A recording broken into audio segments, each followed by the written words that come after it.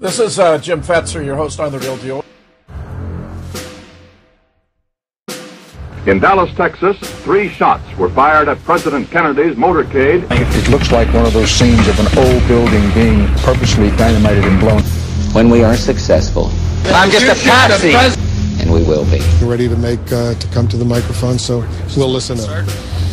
A new world order. So my name's Robbie Parker. It might have appeared that way, but from my close-up inspection, there's no evidence of a plane having crashed anywhere near the Pentagon. Let us never tolerate outrageous conspiracy theories concerning the attacks of September the 11th. President Kennedy died at 1 p.m. Live from the Media Broadcasting Center.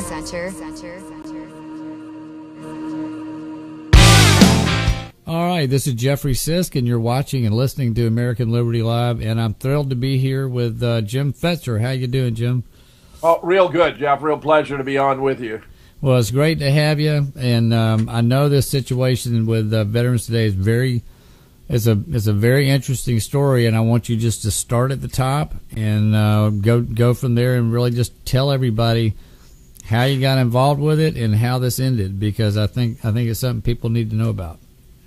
Well, it's a somewhat convoluted story, but I'll try to stick to just the basic elements so that it can be more easily understood. Veterans Today is now a very substantial internet presence. It's had 30 different writers, journalists. I was recruited to write for Veterans Today in 2011 by the senior editor or editor-in-chief, whose name is Gordon Duff. And I was just checking, my very first article was entitled Inside Job, 7 Questions About 9/11, dated the 5th of July, 2011. So it was around the 4th of July in 2011 I began writing for Veterans Today.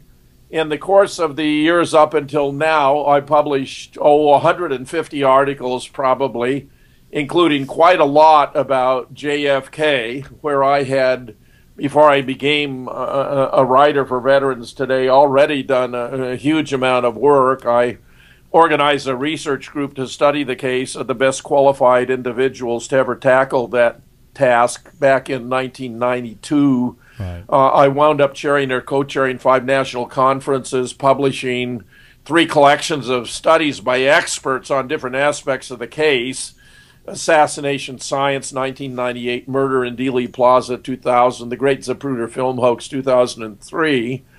And, you know, when I got into Veterans Today, although I've done many interviews, you know, I've probably done 1,000 interviews, radio interviews on JFK alone. Right. It was an opportunity to write articles, you know, so I started publishing quite a lot. Yeah, and I think we even did a show on that with you last year, and it was fascinating. So, you know, I imagine you did have a lot of people want to bring you on about that. And I've done, you know, I was the founder of Scholars for 9/11 Truth in December of 2005, 6 months before I retired after a 35-year teaching career as a professor at a range of colleges and universities around the country, but where I spent nearly 20 years on the Duluth campus of the University of Minnesota, and retired in 2006 and moved near Madison, where my daughter and son-in-law were living. They wanted us to move near them because they wanted to start a family and wanted us to help raise their kids. And I was so touched by that, Jeff, that I went about making it happen. It would be the end of a 35-year career. I'd be 65 and a half, eligible for Social Security and all that. So, you know, it's been wonderful, a great move on our part. Now, when Gordon recruited me, I had not been publishing much because I didn't have a regular outlet. I did have a blog I'd created, jamesfetzer.blogspot.com. Right. And I'd been publishing articles there, but it wasn't, you know, like a preoccupation. Once I got into Veterans Today, it was a much bigger deal. Right. And as I say, over the years, I published, you know, a very large number on JFK, on 9/11, on Sandy Hook, on the Boston bombing. About what caused the problem, because during this whole period of time, I got along well with Gordon. He'd frequently call me and, talk to me for hours on end. And he brought you on originally, so really he was kind of like your editor there all the way through your tenure of doing articles there, right? That's right. Yeah. And as a rule, he never interfered with anything I ever published, with one exception in the past, namely when there was all this talk of attacking Libya. I thought it was a terrible idea. Muammar Gaddafi is as closest thing we've ever had to a benevolent dictator who is sharing the wealth of Libya with the people. He was giving $25,000 gifts to newly married couples. Well, and look at the mess that's been left since that happened. I mean, that's turned out to be one of the worst decisions we've ever made.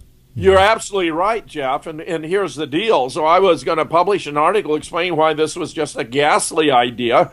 In fact, the United Nations was about to give him a humanitarian award for his munificence toward the Libyan people. He was undertaking the Great Waterworks project that would have turned northern Africa into an oasis, introducing the gold dinar, which would have become rapidly the currency of all of Africa. This, of course, was threatening to the Western entrenched powers, the Rothschild bankers and so forth, who never had been able to get a foothold in Muslim countries, because in Islam they take a dim view of usury or making money off of money. I didn't know he was going to bring back a gold dinar. That would have had a big impact. Absolutely. Yes. And he'd abandoned the petrodollar. See, just as Saddam Hussein had abandoned the petrodollar, just as Iran abandoned the petrodollar, as soon as you abandon the petrodollar, you're in the sights of the U.S. military-industrial complex, right. And it's unrelenting. So I wanted to publish an article, explain why this was a terrible, terrible idea, and Gordon wouldn't let me do it. That was very disturbing to me. I wound up publishing it in an online journal called NSNBC that Christopher Lehman edits. He does a very good job. It's an international operation. He loved my article. I thought it was too important not to get out, but that was the first trigger instance I had that something might be up with Duff that wasn't quite on the four square. Right, because that would have been, a deliberate attempt to really kind of get rid of a story that's not in the interest of that military-industrial complex you're talking about. You're exactly right, Jeff. Exactly right. And here, after that, I thought things went well. I mean, Gordon would even boast of all my work on these areas like Sandy Hook and the Boston bombing because it's been so thorough and meticulous. Believe it or not, I published over 36 articles on Sandy Hook alone. And he was very public about that endorsement and very supportive? Well, I mean, he was, to me, very positive. I have a co-writer there who told me that I had the largest following of any writer at Veterans Today, and if that's true, it would be because, I was rather thorough and painstaking. All my articles had many references. I mean, I carried over the same traits I developed as a professional scholar, where I'd published 150 scholarly articles, and actually at this point in time, I published in addition 29 books. Right, so everything had good attribution, and it was documented, and you were doing it the right way. You were doing it like a journalist, right? Right, exactly, an investigative journalist. And if I don't know how to do it right, how could anyone else in the world know how to do it right, given how much experience I have at all this? Right. So, when it came up more recently, there had been a lot of support for Gordon in the Veterans Today community. And Veterans Today was now pioneering a new radio show, VT Radio, and Stu Webb, who's a very well-known federal whistleblower, was the principal force behind it, along with Chip Tatum, who was a former CIA spook who has, been blowing the whistle on CIA activities and is a really marvelous resource because he knows so much about how covert activities are carried out. And a few weeks ago, I'm talking, less than a month ago, I was on the VT Radio with Stu and with Preston James, who's another writer for Veterans Today, when Stu got an email from Gordon firing him. He said, "You're fired." I mean, Stu thought this was very peculiar because none of us have ever been paid a cent. At least if anyone else has, I'm unaware of it. And I never received a cent, and Stu never received a cent. And I thought this was really bizarre because Stu is kind of a gruff guy. He has a very direct manner. He can be abrasive, but he's an absolute truth teller. I mean, he's the embodiment of integrity. So and he has a huge following. I mean, some of his shows are garnered, 3-4 million listeners. Right. And he was the perfect guy to be spearheading a new radio venture for veterans today. So I wrote to Gordon and I told him, Gordon, I thought this was a huge mistake that Stu had such credibility and that was going to have a lot of reverberations, none of which were good for veterans today. And I also told him that Stu was the very first person from whom I had heard the slogan, Gordon Duff for president. Right. Because a lot of us feel that so many politicians, are bought and sold. Israel exerts such a tremendous influence over our government. When you got 47 senators who will write to the president of Iran to undermine the P5+1 negotiations over a non-existent nuclear weapons program. In fact, our 16 owned intel agencies concluded in 2007 that Iran was not pursuing nuclear weapons, a conclusion they reaffirmed in 2011. Even the Mossad reported to Netanyahu that Iran was not pursuing nuclear weapons in 2012, just 3 weeks before he went to the United Nations and announced precisely the opposite. So when you got 47 senators are so ignorant they don't even know this is all political theater because Iran is not pursuing nuclear weapons, as our own intelligence agencies have confirmed. They're subverting ongoing negotiations between major powers of the world and Iran, negotiated by the executive branch under the authority of the Constitution. So they're actually circumventing the Constitution. While it's true that foreign policy is conducted by the president with the advice and consent of the Senate, they weren't in the position to be reviewing or expressing their opinion by going around the Constitution like this. They were actually committing a form of treason under the Constitution, Jeff. I was appalled by that, and I've spoken out about it in many different venues. But the fact is, they were playing out the Zionist agenda. You had 47 senators from Israel, not from their respective states. I found it quite appalling. So you're saying that Stu coined that phrase, Gordon Duff for president, because he was a guy that didn't appear to be like those guys. Yes. Yeah. And we still, at that point, had a lot of confidence in Gordon. We thought he was a very smart guy, which he is very smart. We thought he had a lot of credibility. He boasted about all his intel defense contracts, talked about all kinds of operations with this, what's supposed to be the largest defense company, private defense company in the world. And, it's a very impressive story, if only it were all true. Now, what turned out to be the unraveling of all this wasn't simply firing Stu from Veterans Today, which I thought was a appallingly bad thing to do. But that was kind of shocking too. Did you ever find out what the reasoning was at the time of why they would let him go like that out of the blue when he had that kind of a following and credibility?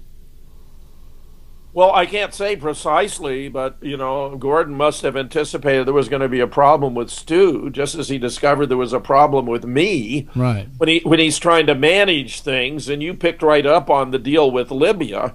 He was out to suppress any voices of dissent about an operation that was as blatantly irresponsible and morally grotesque as the assault on Libya, whereas you have observed the situation has been terrible. I mean, the quality of life of the Libyan people has gone into the sewer. It's been terrible, and absolutely terrible. They're overrun with all these different factions of fundamentalist groups now, and they're vying for who's gonna win, and they have a mess. At least the dictator kept everybody at bay. Well, Jeff, he was the unusual type. He was a benevolent dictator. That's what I mean, right? Yeah, exactly. He was disposed to benefit the people. Right. Now you have lots of dictators who are non-benevolent.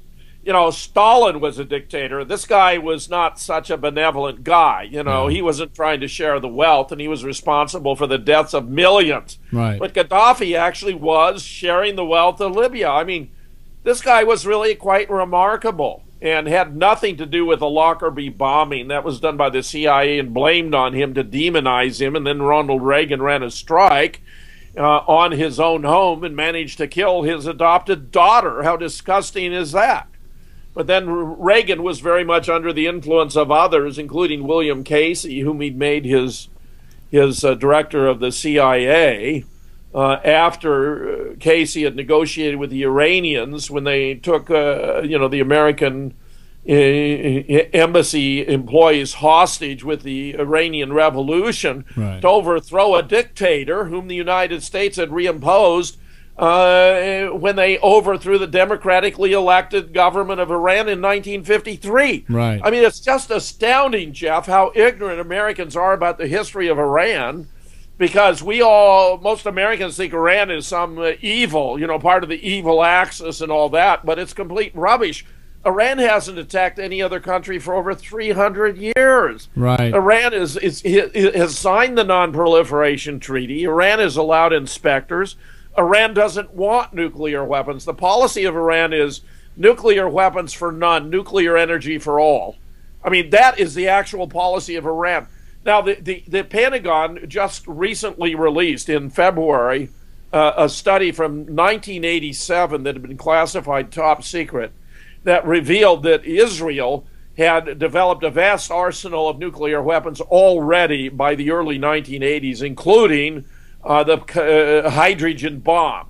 So that Israel has this vast stockpile, not only of nuclear weapons, but actually of biological and chemical, which it has never declared. Yeah, and that was kept very secret for a very long time, Oh, you're absolutely right, because you see, Israel has never signed the Non-Proliferation Treaty. Israel has never allowed inspectors. JFK, by the way, was very much opposed to Israel developing nuclear weapons. He actually had the American Zionist Council, the predecessor of the AIPAC, the American-Israeli lobby, forced to register as a foreign agent. Yeah. So JFK wasn't taken in by the Israelis, which, of course, led them to sign on as sponsors of the assassination, which include a rather weighty group of organizations who wanted him taken out, including the CIA, the Joint Chiefs, the anti-Castro Cubans, the Eastern establishment surrounding the Fed, because Jack had already instructed the Department of Treasury to print hundreds of millions of United States notes on the ground that it was absurd to be paying a consortium of private banks interest for printing the currency. He was going to take us to a Treasury-based dollar, right? That's right. Yeah. That's right. These are United States notes. I remember holding one in my hand as a young Marine Corps officer at a red embossed imprint. It said United States note rather than green Federal Reserve. That would have been a marvelous thing. Sure, but of course, the bankers. It would have changed the future. It would have absolutely changed the future of America, Jim. If we had gone on to a Treasury-backed, gold-backed dollar, it would have changed America, right? Jeff, you're absolutely right. The passage of the Federal Reserve Act on Christmas Eve in 1913 was one of the most staggering blows to the integrity of the United States in our entire history. Yeah, and I'm convinced they had that entire Congress paid off, because not only, in 1913 they got the Federal Reserve Act passed, and they also got the amendment done where senators were no longer appointed by the state legislatures. They were now elected like the House of Representatives. There was a lot of big changes that took involvement from Congress. So I think they paid people off in a big way that year to get all that stuff done. In some ways it was even simpler than that, because by having the legislation passed on Christmas Eve, the chambers were empty. They didn't actually have a quorum, meaning it wasn't actually a properly passed piece of legislation. Right. But unless there's someone there who calls for a quorum, they can conduct business as though there were a quorum present, even when there is not. So it was one of those fateful cases where Woodrow Wilson, then president, who would, of course, serve also as president of Princeton University, from which I graduated and then was commissioned in the Marine Corps, left a black legacy here. This was a real stain on his history as an American leader and public official. But I agree with you completely. If we had only abolished the Fed, or could do it even at this late date, it would make things much better for the United States. But that's no right. And there was a prospect. myth that went around last year that it expired at 100 years. And I took the Federal Reserve Act and I took a weekend on this show last year, and I read the entire thing and figured out it didn't expire, and dispelled the myth. And, certainly we could repeal it. But we'd have to have the political will. We'd have to have the people willing to do it that would go against that military-industrial complex. Well, the country is so warped now by the grotesque inequities in wealth distribution, Jeff, where, 1 or 2% of the population owns like 60% of the wealth. We have an oligarchy. We actually do have a modern oligarchy in America, and it's a shame. Because we don't have anymore what the Founding Fathers envisioned for this great nation.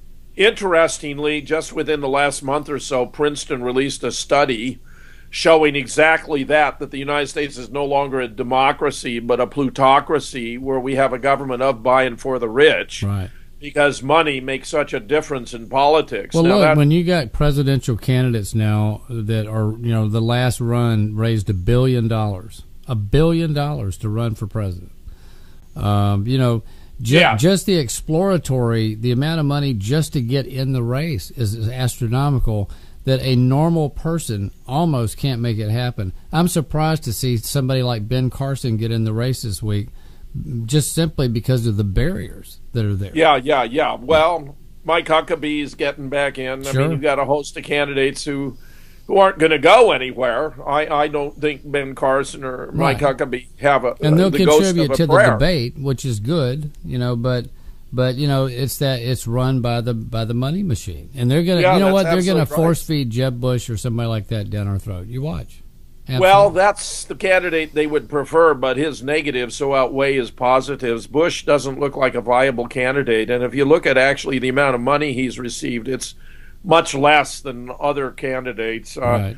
Christie was supposed to be the odds-on favorite for the establishment, but Bridgegate pretty much. Yeah, Bridgegate and the big hug fest after Tropical Storm Sandy kind of messed him up. Right. He turns out to be a pretty disgusting cretin, actually, when you get right down to it. Right.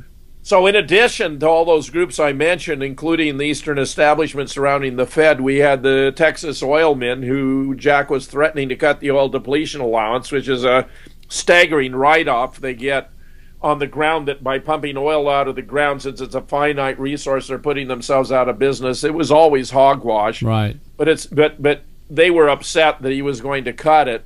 And then of course Israel, because Jack was at loggerheads with David Ben-Gurion, who is one of Israel's founders and its first prime minister. And, Israel threw in with the lot to have Jack taken out, which of course the principals in bringing it about, by the way, were Lyndon Johnson, who actually sent his chief administrative assistant, Cliff Carter, down to Dallas to make sure all the arrangements were in place for the assassination, and J. Edgar Hoover, who, like LBJ, despised the Kennedys and who used the FBI to cover it up.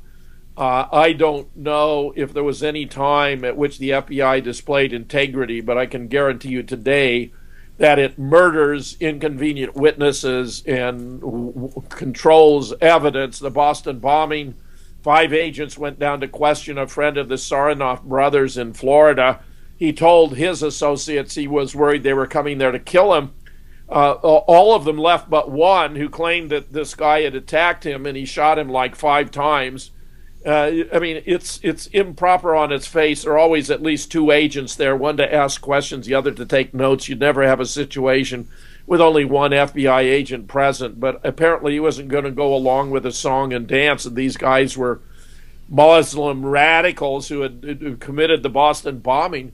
Indeed, I've just published a new article about the Boston bombing entitled "They Didn't Do It." Murat Saranoff blows apart the Boston show trial on my blog at jamesfetzer.blogspot.com, because, as I'm going to explain, I was tossed off of Veterans Today by Gordon Dove, because I was starting to raise questions about Jade Helm. So that gets us back to the right. story. And I figured in a minute we would get back on track, on that. But, so because I think there was a total of 5 of you here recently that have left there. Yes. Right. Have split one way or another, left Veterans Today. Right. And we are the core of what's going on at Veterans Truth, where I just spent, 2.5 hours before coming on with you at the Veterans Truth Radio discussion of all these very same events with other participants who were right up there and involved right in the center of the action, right, including Stu Webb and Chip Tatum and Robert O'Dowd, about whom I will tell you more now momentarily, but where this the radio station now is VTNradio.com, and I put up a link to VTN where you can listen live on my blog there at jamesfetzer.blogspot.com. I'm starting to transfer articles to this new website because there's certain horrors involved here with Gordon Duff that I'm about to spell out. So what happened is this another writer for Veterans Today who had a half a dozen previous articles by the name of Robert O'Dowd. He's a former Marine enlisted, very sensible guy, had been asked questions by his neighbors. As to what was going on with this Jade Helm thing. And at the time, he didn't know anything about it, so he began doing some research, and he found enough information that was troubling that he decided to write about it. So he wrote an article about Jade Helm that was just raising questions. I mean, it was about as innocuous as it could have been. Even the title had a question, is Jade Helm prepped for martial law? ? Something like that. Right. A very reasonable, intelligent question to raise. Absolutely. I think it's a highly intelligent question to raise. Right. So I was dumbfounded when Gordon added an editor's note by him and the managing editor Jim Dean that was attacking O'Dowd for publishing it, saying he was uninformed, it was unsourced, he didn't know what he's talking about, that they'd consulted with their sources, who remained otherwise unidentified, and had been assured that there was nothing to it. He posted this publicly at the end of his article? As an editorial? Right at the start. Oh, that's terrible. Oh, I know it is. Yeah. So based on my vast editorial experience, I knew this was despicable. I mean, a violation of journalistic ethics and totally inappropriate. So I had written to Gordon on Skype, and we'd had many conversations on Skype and so forth, how I thought that firing Stu was a really bad move, and it was going to have reverberations, all of which were bad. I mean, how long ago did that happen, by the way, that Stu... About a month ago. Okay, so it wasn't that long ago that he let him go. No, all this is very, very current. Okay. All very, very current. All right. So, I mean, this O'Dowd article was only 3 weeks ago. So how long had Stu done the Veterans Today radio? How long? Well, he and Chip really created Veterans Today radio. And it went for how long? How many years? Oh, no, not years. Relatively recent innovation. Okay, so this was a recent thing that they had added. Yeah. Okay, all right. And Stu and Chip are a great combination because they have the drive and the ability and the knowledge to do it. So that, they put together this Veterans Truth Radio now, VTN radio, and they're doing a great job of it. So, I'm very impressed with what they are doing. But Gordon, for whatever reason, sacked Stu for no good reason. He told me when I protested that no, actually he was getting 85% of what he was getting was saying how glad they were that he'd taken off Stu Webb. But knowing the character of Stu and and his reputation for truth telling, and because he's a federal whistleblower who has had several attempts to take him out, Jeff, I knew Stu was the real deal, and this therefore troubled me that Gordon would do this. So when he attacked this O'Dowd article in a very unprofessional and inappropriate way, it alarmed me. I wrote him informally that I thought this was a very bad idea and that he should not have done that. and he just came back to me with some blasé nonsense about he didn't know what he was talking about. Well, this really inspired me to do a whole lot more on Jade Helm than I had before, and I found a whole lot of very disturbing stuff, so I published an article myself that was entitled Jade Helm is Not an Ordinary Training Drill. And I proceeded to lay out, you know... And you know this for anybody that took the time to investigate this.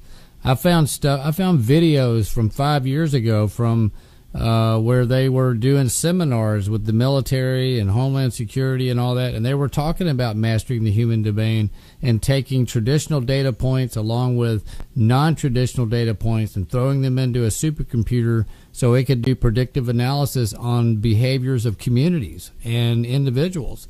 And this stuff was out there for you to go source if somebody wanted to take the time to go figure it out. And this is all Special Operations Command. So you're absolutely right. There's nothing normal about Jade Helm.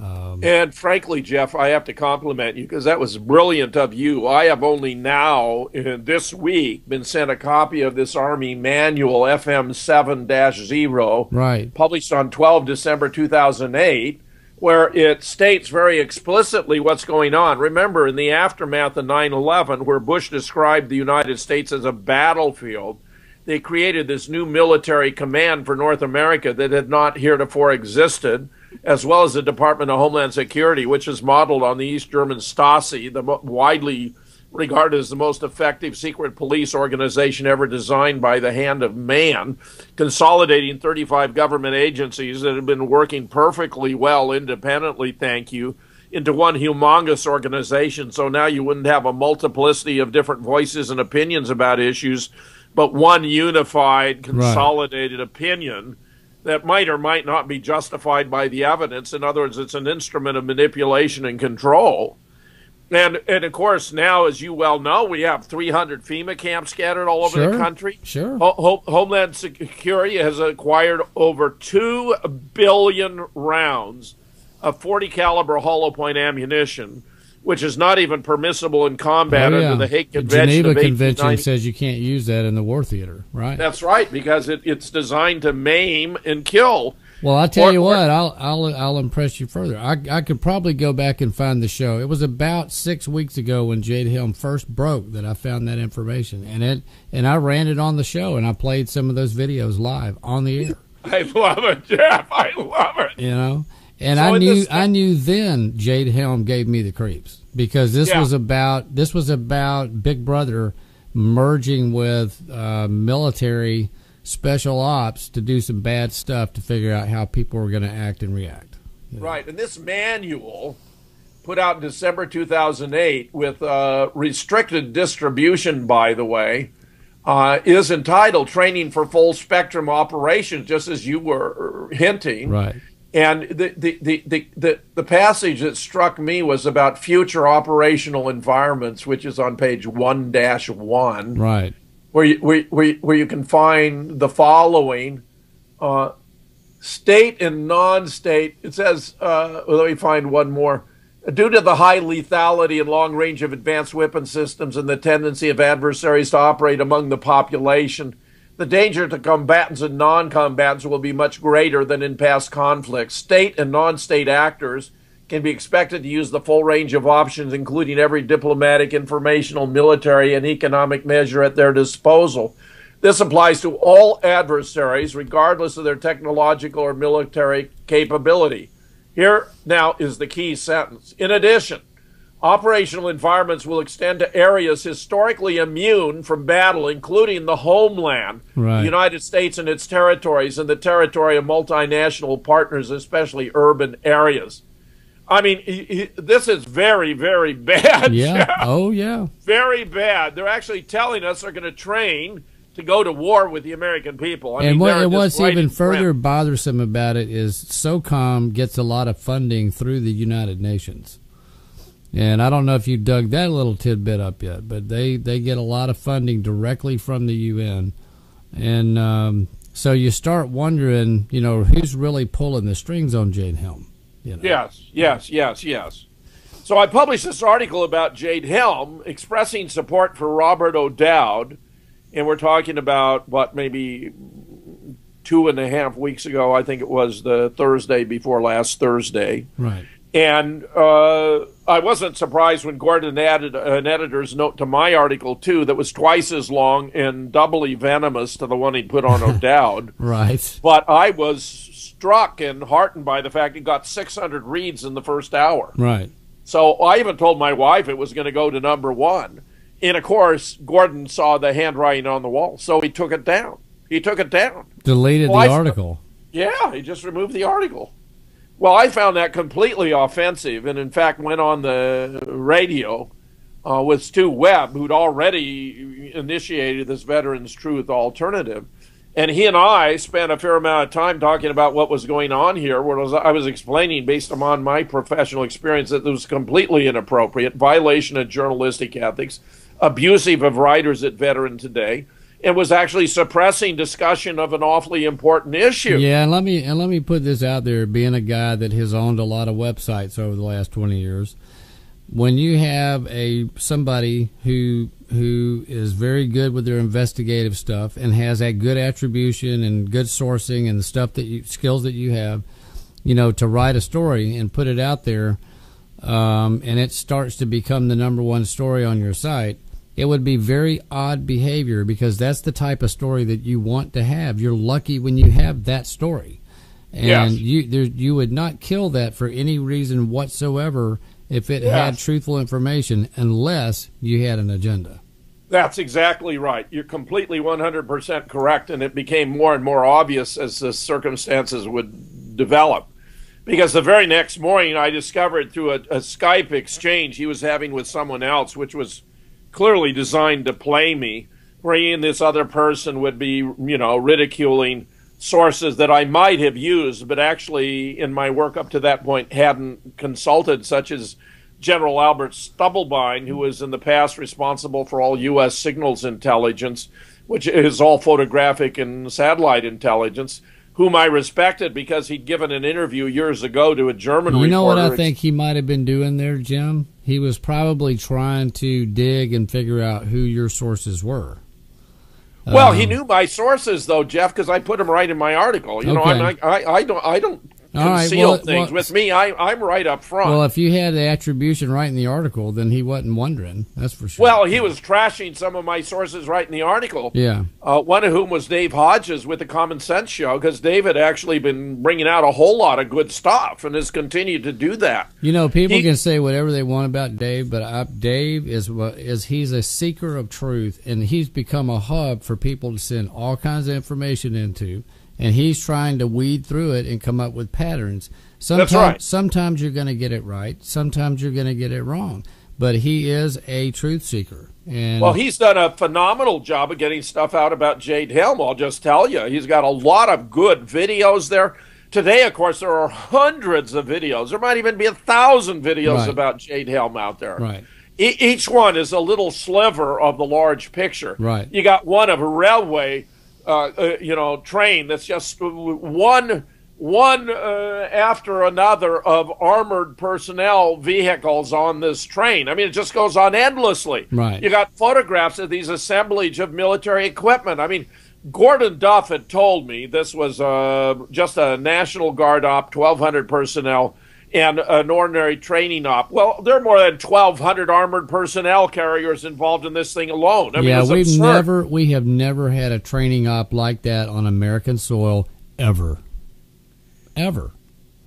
There's never been anything planned like Jade Helm ever. And the reason you know that this is going live is because you can't assemble that many vehicles unless you intend to deploy them immediately because of maintenance problems. They all have to be lubed. They have to have oil changes. That requires getting them in a garage and up on a rack. Well, there are no garages or racks where they got these all stacked in the desert for deployment. So, to me, that was extraordinarily alarming. And, of course, we have these 5 Walmart stores that have closed. And as one of the videos that Dave Hodges came up with shows, they're not only putting up 8 and 9 foot fences around these Walmarts, which are clearly going to be equipped with barbed wire to keep people in, Jeff, not to keep them out. Yeah. But they're ripping up the floors inside the Walmart.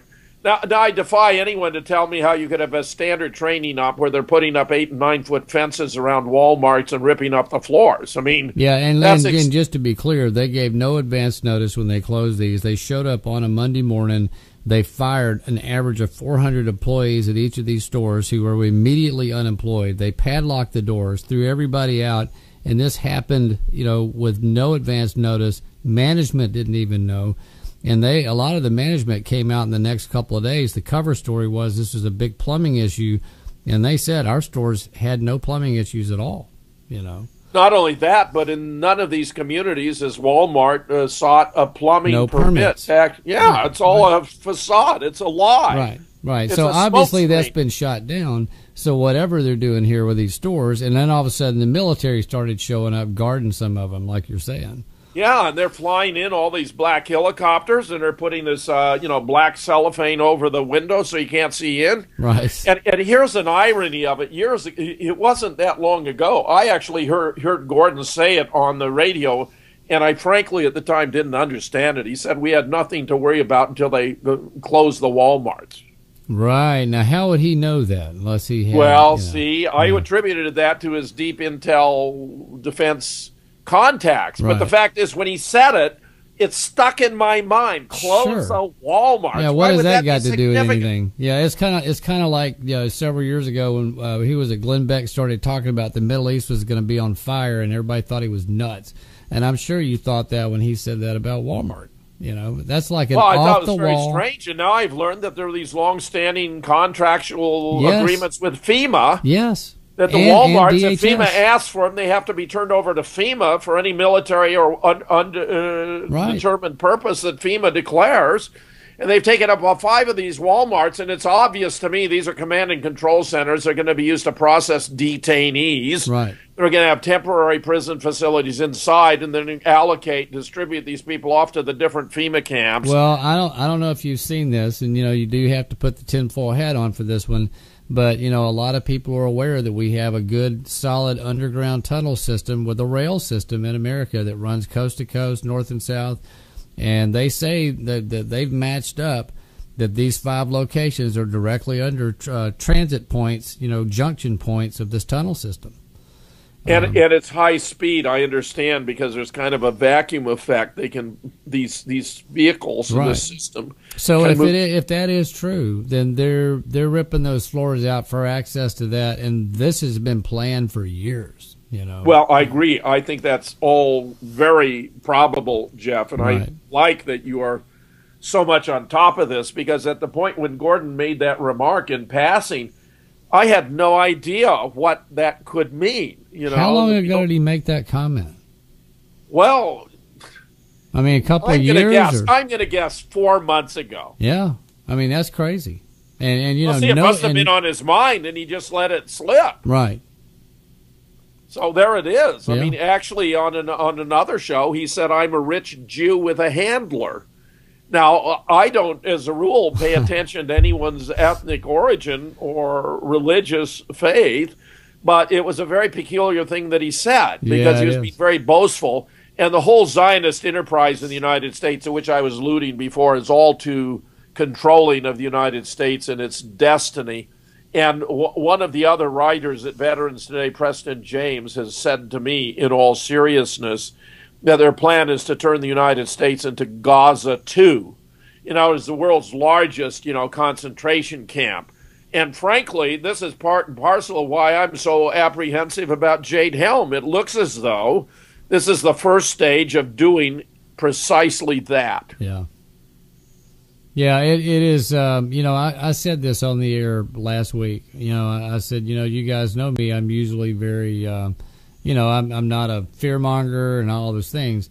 But I did tell my audience I am very concerned about what's going on with this. Because I'm glad, because you're absolutely right, Jeff. So here I'm very concerned, and I'm putting it in an article. And Gordon is not only suppressing the article, he's actually taking it off. Right. I talk about it with Stu Webb, and the next morning I find I've been kicked off of Veterans Today. Meanwhile, I've been invited by Jeff Rentz to go on his show that night. That's Friday now. Remember, all these are happening in short order in a single week. Right. Week before last week. And to go on with Jeff Rentz to talk about Jade Helm. And they bring me into the show, and the producer has explained to me he's having trouble reaching Jeff, which is very surprising. But they're playing the show from the day before where Jeff was talking with a Texas woman about Jade Helm. So I was thinking, well, this is going to work out real well. When Jeff comes on, we'll just pick up where she left off and continue with the discussion of Jade Helm. Right. And I stuck for 40 minutes before it was obvious he wasn't going to reach him. So I wrote a note to him, to Rentz, and I said, Jeff, I hope you're okay. Right. Well, the next morning I got a response from his girlfriend who told me that he'd been in a terrible automobile accident. He was in a hospital and gave me the number. So I waited for a couple hours because he was in California, and I didn't want to call too early. Right. But when I called, I learned he was in an intensive care unit, resting comfortably, but they wouldn't tell me about the nature or extent of his injuries, which I wouldn't learn until Monday when he called me and told me what had happened, which was that he was returning home, and he's got an old, I don't know if it's a Range Rover, a Land Rover, a fairly sturdy car. But he'd been he just suddenly went unconscious, and he appears to have been hit with a psychotronic weapon. And the car went off into a 5-foot deep ditch and tumbled over and over. It was a complete wreck. In fact, the police said it was an unsurvivable accident, Jeff. Wow. What time of day did this happen to him? Well, it was right before I was going to go on with him. So, in California, I was going on with him, I don't know, it might have been 9 o'clock at night, 2 hours difference, probably 6:30. Yeah, so this was daytime in California, this accident took place. Yeah, I grew up in California, so yeah. Yeah. I mean, I was born in Pasadena, and I served 2 years in the Marine Corps at San Diego, supervising recruit training, all that. I have lots of relatives and friends in California. So he had a weird event. He knew it was a weird event. It caused him to have a horrible wreck. Yeah, he broke his left wrist and damaged his left shoulder, but nevertheless, he invited me on to talk about Jade Helm that very night. Right. Which I thought was extremely commendable, because I told him I thought it was because we were going to talk about Jade Helm that this had happened in the first place. Right. And the next thing I learned is that Stu Webb had been driven off the road, forced off the road by a black van. This kind of thing has happened to him before, but the only way he survived was by driving himself off the road. Right. And he said how he looked back up at the black woman who was driving the black van, and he recognized her as someone who tried to take him out before. Right. And I'm thinking, well, let's see, what's going on here. I pissed off this guy who has all these deep intel defense connection, talking about Jade Helm. He's done these extraordinary things. He's even taken my article off. I talked about it on the air with Stu Webb. The next day, I'm going to go on with Jeff Rentz. Rentz has this weird accident. Stu Webb is run off the road. I just say, this bothered me a lot, because Gordon Duff had told me in the past that he could have someone taken out by making 2 phone calls. Right, right. So I published this in a new article when I discovered not only had he taken out my article and kicked me off of Veterans Today, but my 4 most recent and important articles about the Boston bombing had all disappeared. Right. So he took off anything recent that you had done. Obviously. Well, I asked him 5 times what happened to those articles, and now it appears, anything serious about the Boston bombing. I mean, I had other articles, but these were the most important I'd ever published. Just disappeared, and I was called by Sheila Casey, who had an article about all the faking of the carnage at the Boston bombing, and that had disappeared too. So they cleaned their site, really, of anything serious about the Boston bombing. Well, this is really something, isn't it, Jeff? Yeah. So I published a new article about it that is now on the VTN radio site, entitled Gordon Duff Covers for Jade Helm and the Boston bombing. And he had never put those editorial comments on those Boston bombing articles, right? No. That's almost like he got ordered to take that stuff down and clean the site up. Well, I go back to his saying, I'm a rich Jew with a handler. Right. Here the handler part comes out to be very important. Right. I suspect you're exactly right that he was directed to do it. Sure, and I expect that probably happened about firing Stu Webb. Because things that happen that are out of the blue and have no explanation and are against the normal personality pattern of the person that did it, know that if they are being handled, they were told to do it.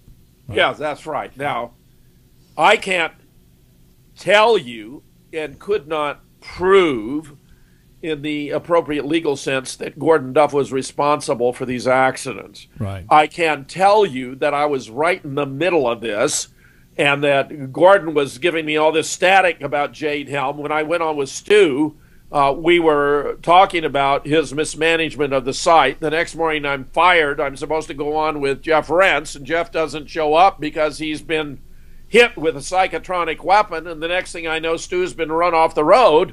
And I just say, and I published, and it's at the bottom of my article, that this causes me pause because Gordon Duff has told me that he could take out people by making 2 phone calls. Right. And I readily acknowledge I cannot prove this in the legal sense. I can say the circumstances are to me profoundly troubling because it does seem to me as though Gordon Duff had the motive, the means, and the opportunity.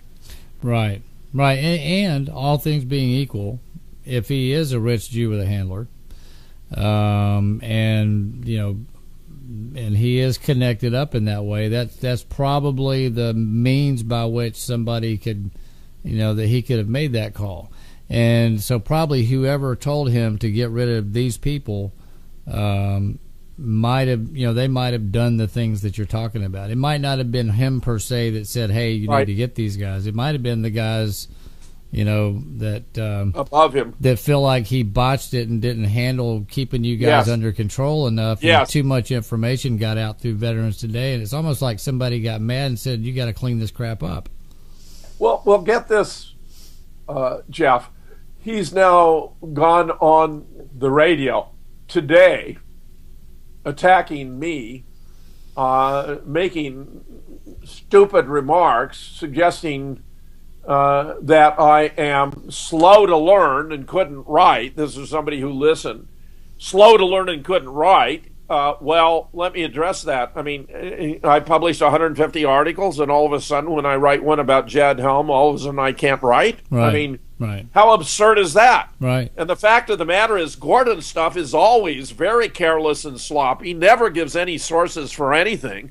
I mean, if anyone who were to compare our writing would find one of them is highly professional, well-sourced, and well-reasoned. I spent 35 years, Jeff, offering courses in logic, critical thinking, and scientific reasoning. Right. And I have just been, willing to play along with Gordon writing all this stuff because I wasn't responsible for editing his stuff. No, right. That's right. But, for him to suggest that I can't write is simply absurd.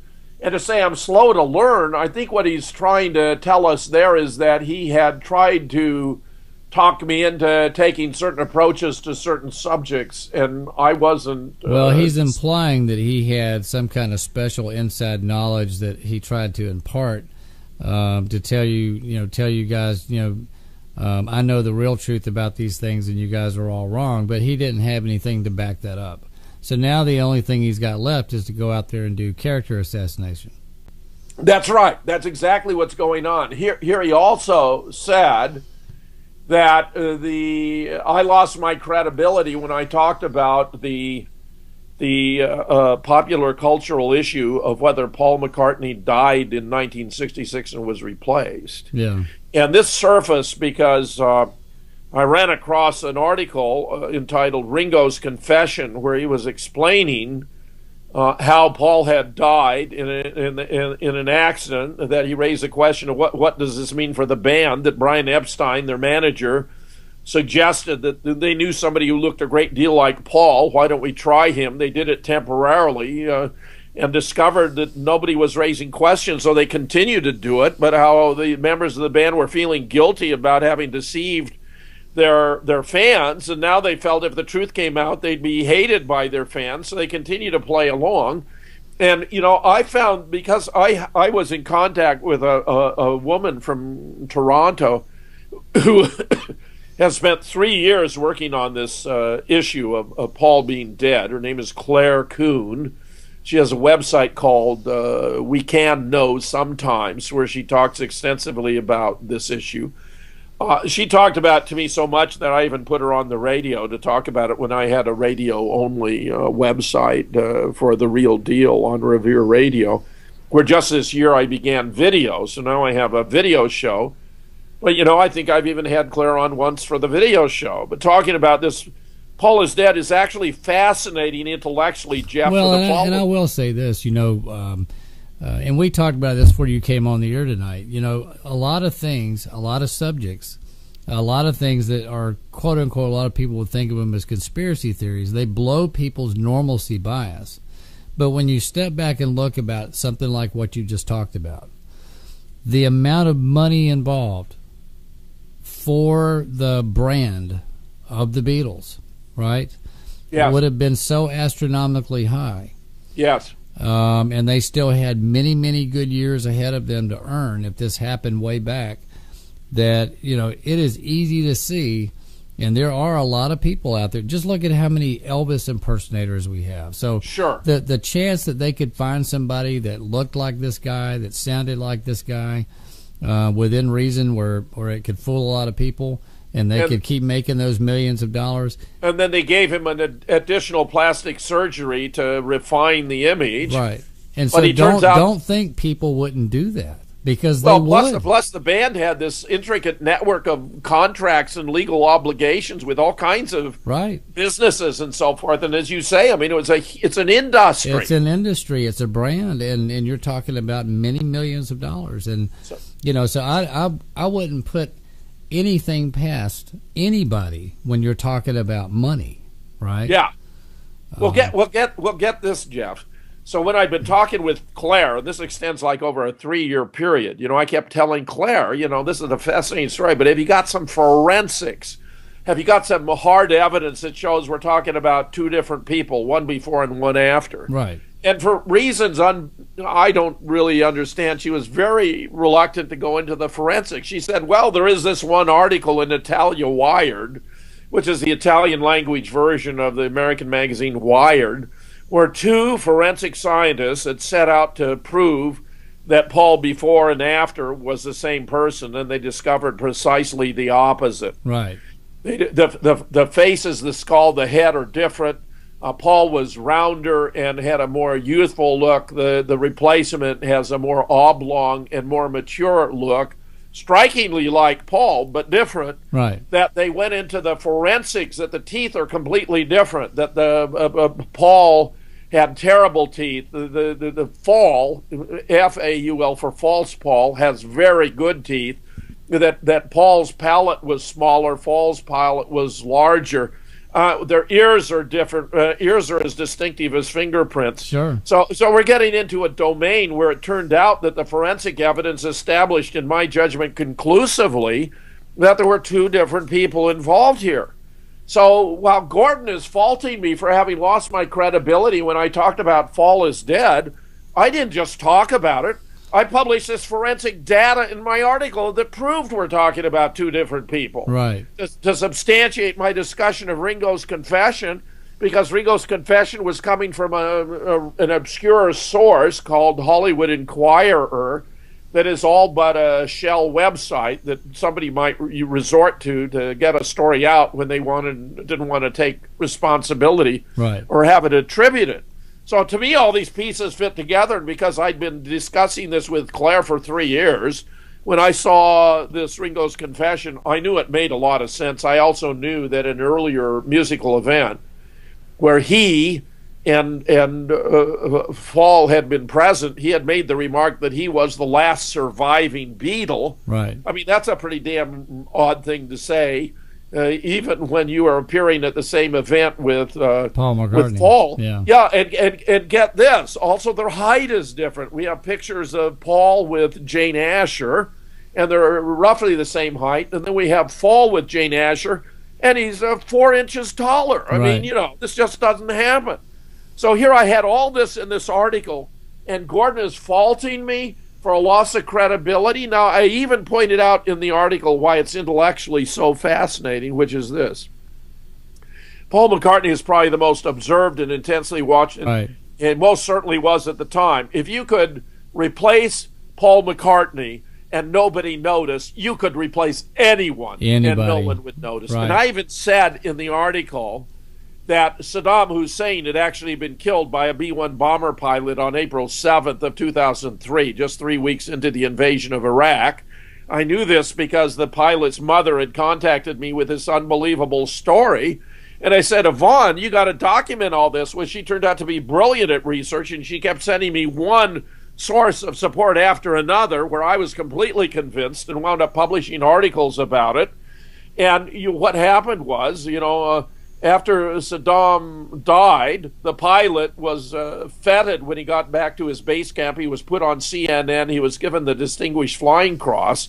But when he returned to California on R&R, he was feted at the Crystal Cathedral by the Reverend Robert Schiller, whose programs are all televised, for his having defeated, taking out Saddam Hussein. Right. And this got back to the Pentagon, and they sent him orders to return to Langley the following week, and they told him that while they admired his flying skills, that officially Saddam had got away. And what they did was then take a double, put him in a spider hole, have him miraculously discovered, kept him incarcerated, put him on trial, and hung him. Now, during this period of time, the Red Cross arranged for Saddam's wife to visit this man they had in custody, and she came out screaming, "This is not my husband. Really? This is not my husband. This is one of his doubles. What have you done with my husband?" Right. And a very astute Australian journalist by the name of Joe Vials picked up on this and went about proving that the double was not Saddam. And actually, ironically, it was on the basis of the teeth and the jaw bite. Right. Because Saddam had excellent, beautiful teeth and an overbite. The double had very bad teeth and an underbite. And I verified what Joe had turned up by getting a copy of the Ace of Spades from the American command in Iraq and verifying that Saddam had the teeth and the bite that Joe was ascribing to him, and the double did not.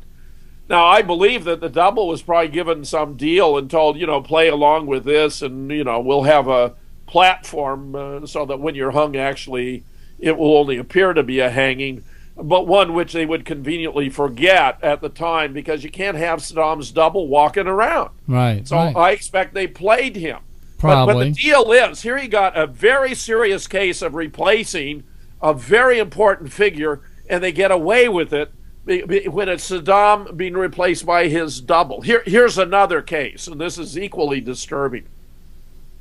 Barack Obama launched a daring raid on a compound in Pakistan in 2011 with a group of SEALs to capture, and it would turn out kill, Osama bin Laden. Right.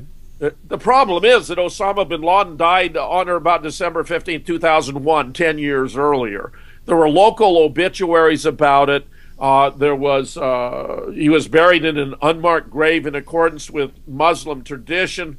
David Ray Griffin, who's published 10 books about 9/11, published a book about it entitled Osama bin Laden, Dead or Alive. Nick Kullerstrom, who's the leading expert on the 7/7 London bombing attacks, published an article about it entitled Osama bin Laden 1957 to 2001, which I published on my own blog. And it turned out, when I did more research on this, that Fox News, which I would not normally tout as especially reliable, nevertheless in this instance came through like a champ, because on 26 December 2001, they reported that Osama bin Laden was already dead. Right. And you can still find that online. And if I remember right, wasn't it because he had some sort of liver damage or some sort of disease? Oh, he had kidney problems. He was on dialysis. Dialysis, that's it.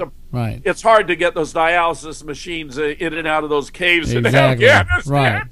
Right. And at that point, he had been run up into the caves, and he wasn't able to get to medical care. Right. Yeah. But the point I'm making is that, if you can do it with Paul McCartney, you can do it with anyone. And I even alluded, I know I talked about Saddam Hussein in that article, which also, oddly enough, mysteriously disappeared when he fired me from Veterans Today. Right.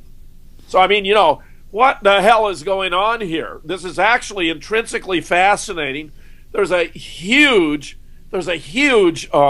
cultural exploration of the Paul is dead. If you just go in and start... Well, it's fascinating, and it's obvious to me that you've got that curious mind, And, these stories come along and they pique your interest, and you start digging into them and seeing if there's any real factual evidence there.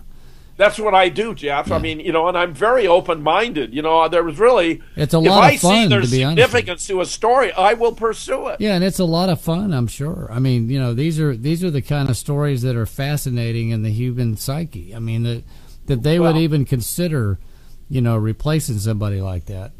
I know. It's absolutely astonishing. Right. So after all of this, going through all of this and learning from Jeff what had happened to him and learning from Stu what had happened to him, I was completely alarmed and published an article entitled Gordon Duff Covers Jade Helm and Covers for Jade Helm and for the Boston Bombing, and laid out the basics, a thumbnail sketch of what I'm telling you here. Right. And concluded with the circumstances and how Gordon had told me he could have someone taken out with 2 phone calls. I did not say he did it. I'm not in the position to prove that. I'm not going to make that accusation. Right, you're just saying it wouldn't surprise me if he did. Right, you're just saying a statement was made that it was possible. Right. So, I lived through this, Jeff. Right. No one was more in the center of these ongoing developments than was I. I mean, it was absolutely stunning to realize I was the one person in the world who could put these disparate pieces together. Right.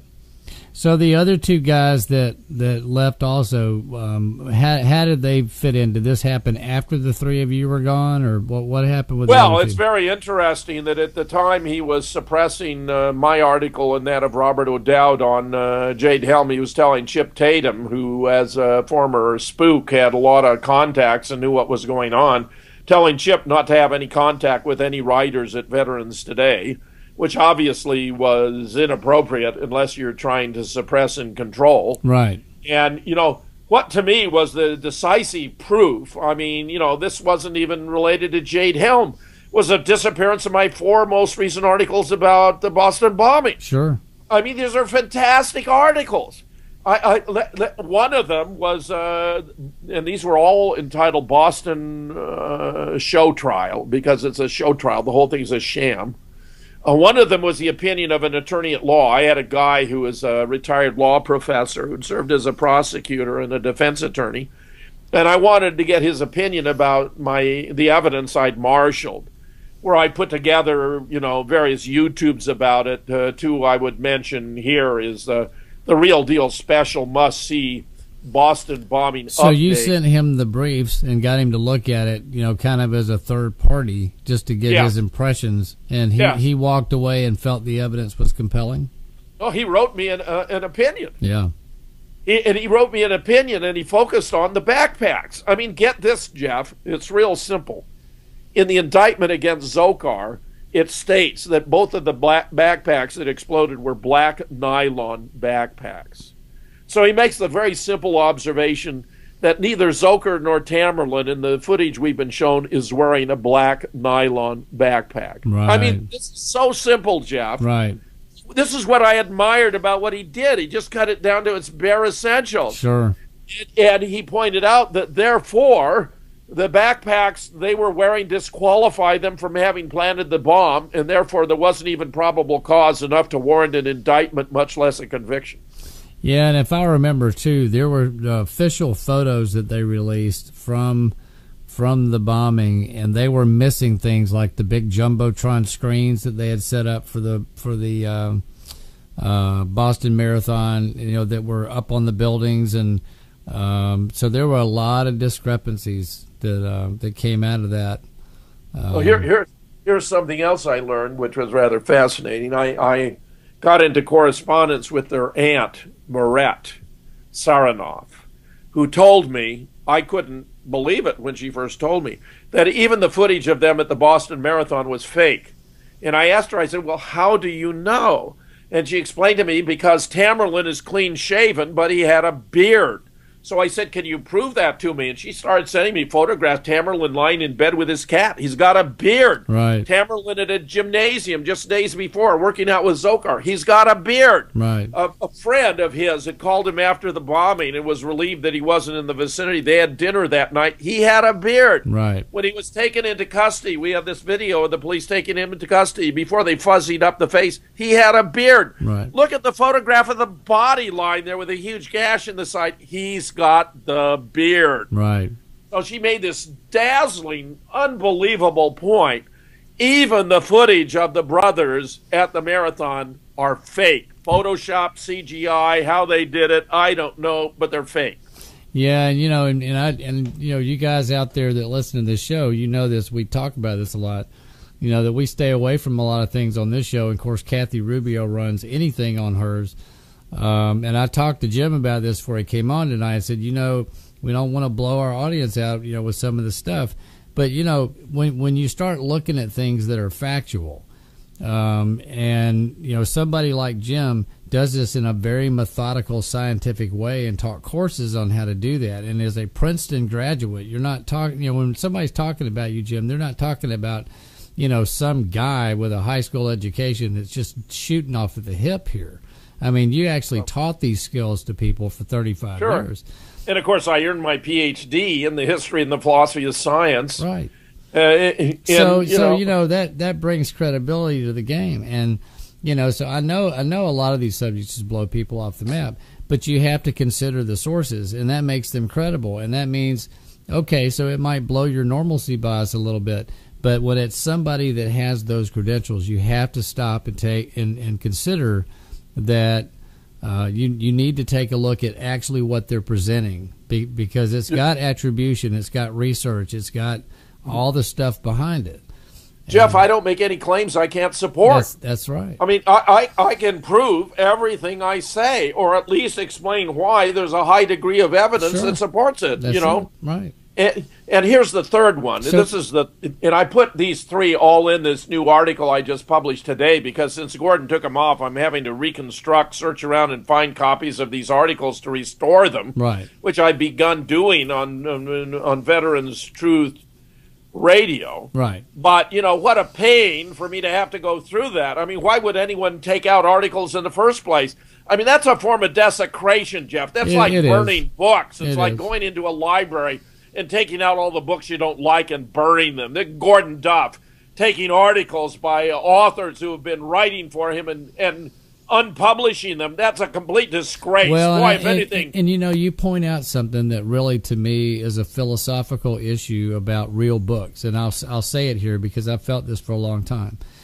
When you have real published books, you have something in your hand that you can pass down father, son, mother, daughter, and that information is there. When you have this medium that we have with the internet, it's highly manipulatable. And so, here you got a situation where somebody decides arbitrarily all of a sudden that they're going to take, a number of articles off that had attribution, but because it's in an electronic format and it's not permanent, right? It's just gone. And yes, there are companies that do the historical stuff. They don't get everything, but they historically keep copies of everything that's ever been on the internet. Thank goodness, so you can go back and look. But we are living in a transient world where when you're talking about information.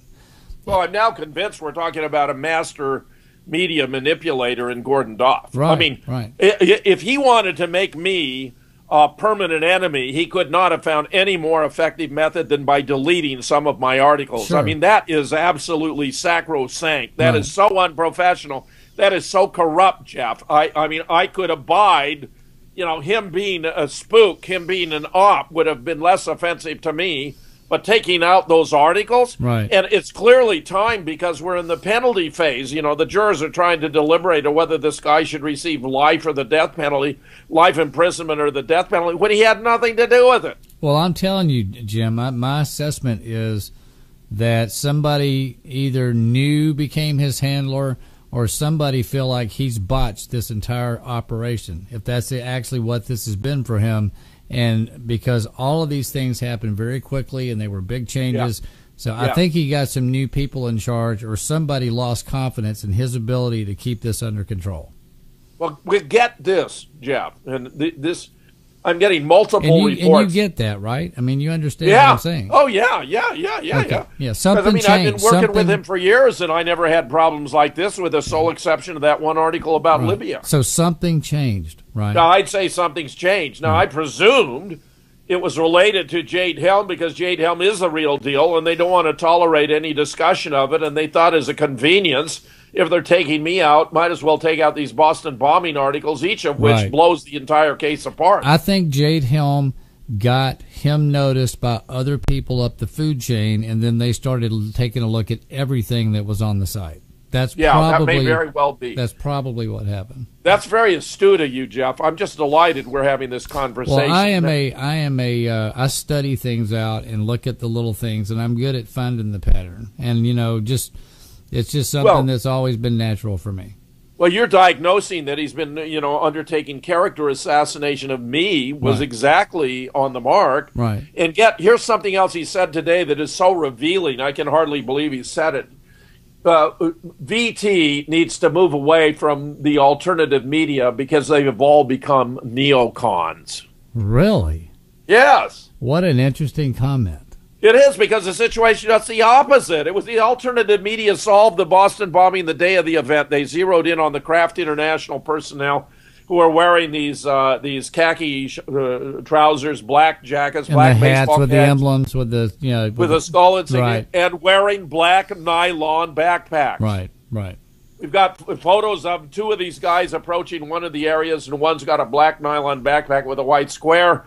Then the backpack that blows up is a black nylon backpack with a white square. Then we have him rushing away, no longer wearing the black nylon backpack with a white square. Right. I mean, this case was nothing to solve. It was the most blatant false flag in history. Right. And the alternative media solved it immediately. Now, Sandy Hook turns out to have been more complicated, and it took the guy from Florida that had been in school security issues, retired officer for years, to really kind of blow the lid on that, didn't it? Wolfgang Halbert. Yeah. Well, I mean, he was making seemingly innocuous inquiries. I mean, he was sending FOIA requests and making phone calls, and none of his requests are being responded to. And the thing with him, and I had him on here, and the thing about him that's so compelling is that he was just doing the normal thing that he did with all school shootings, and he just was completely rebuffed, and it just didn't make any sense.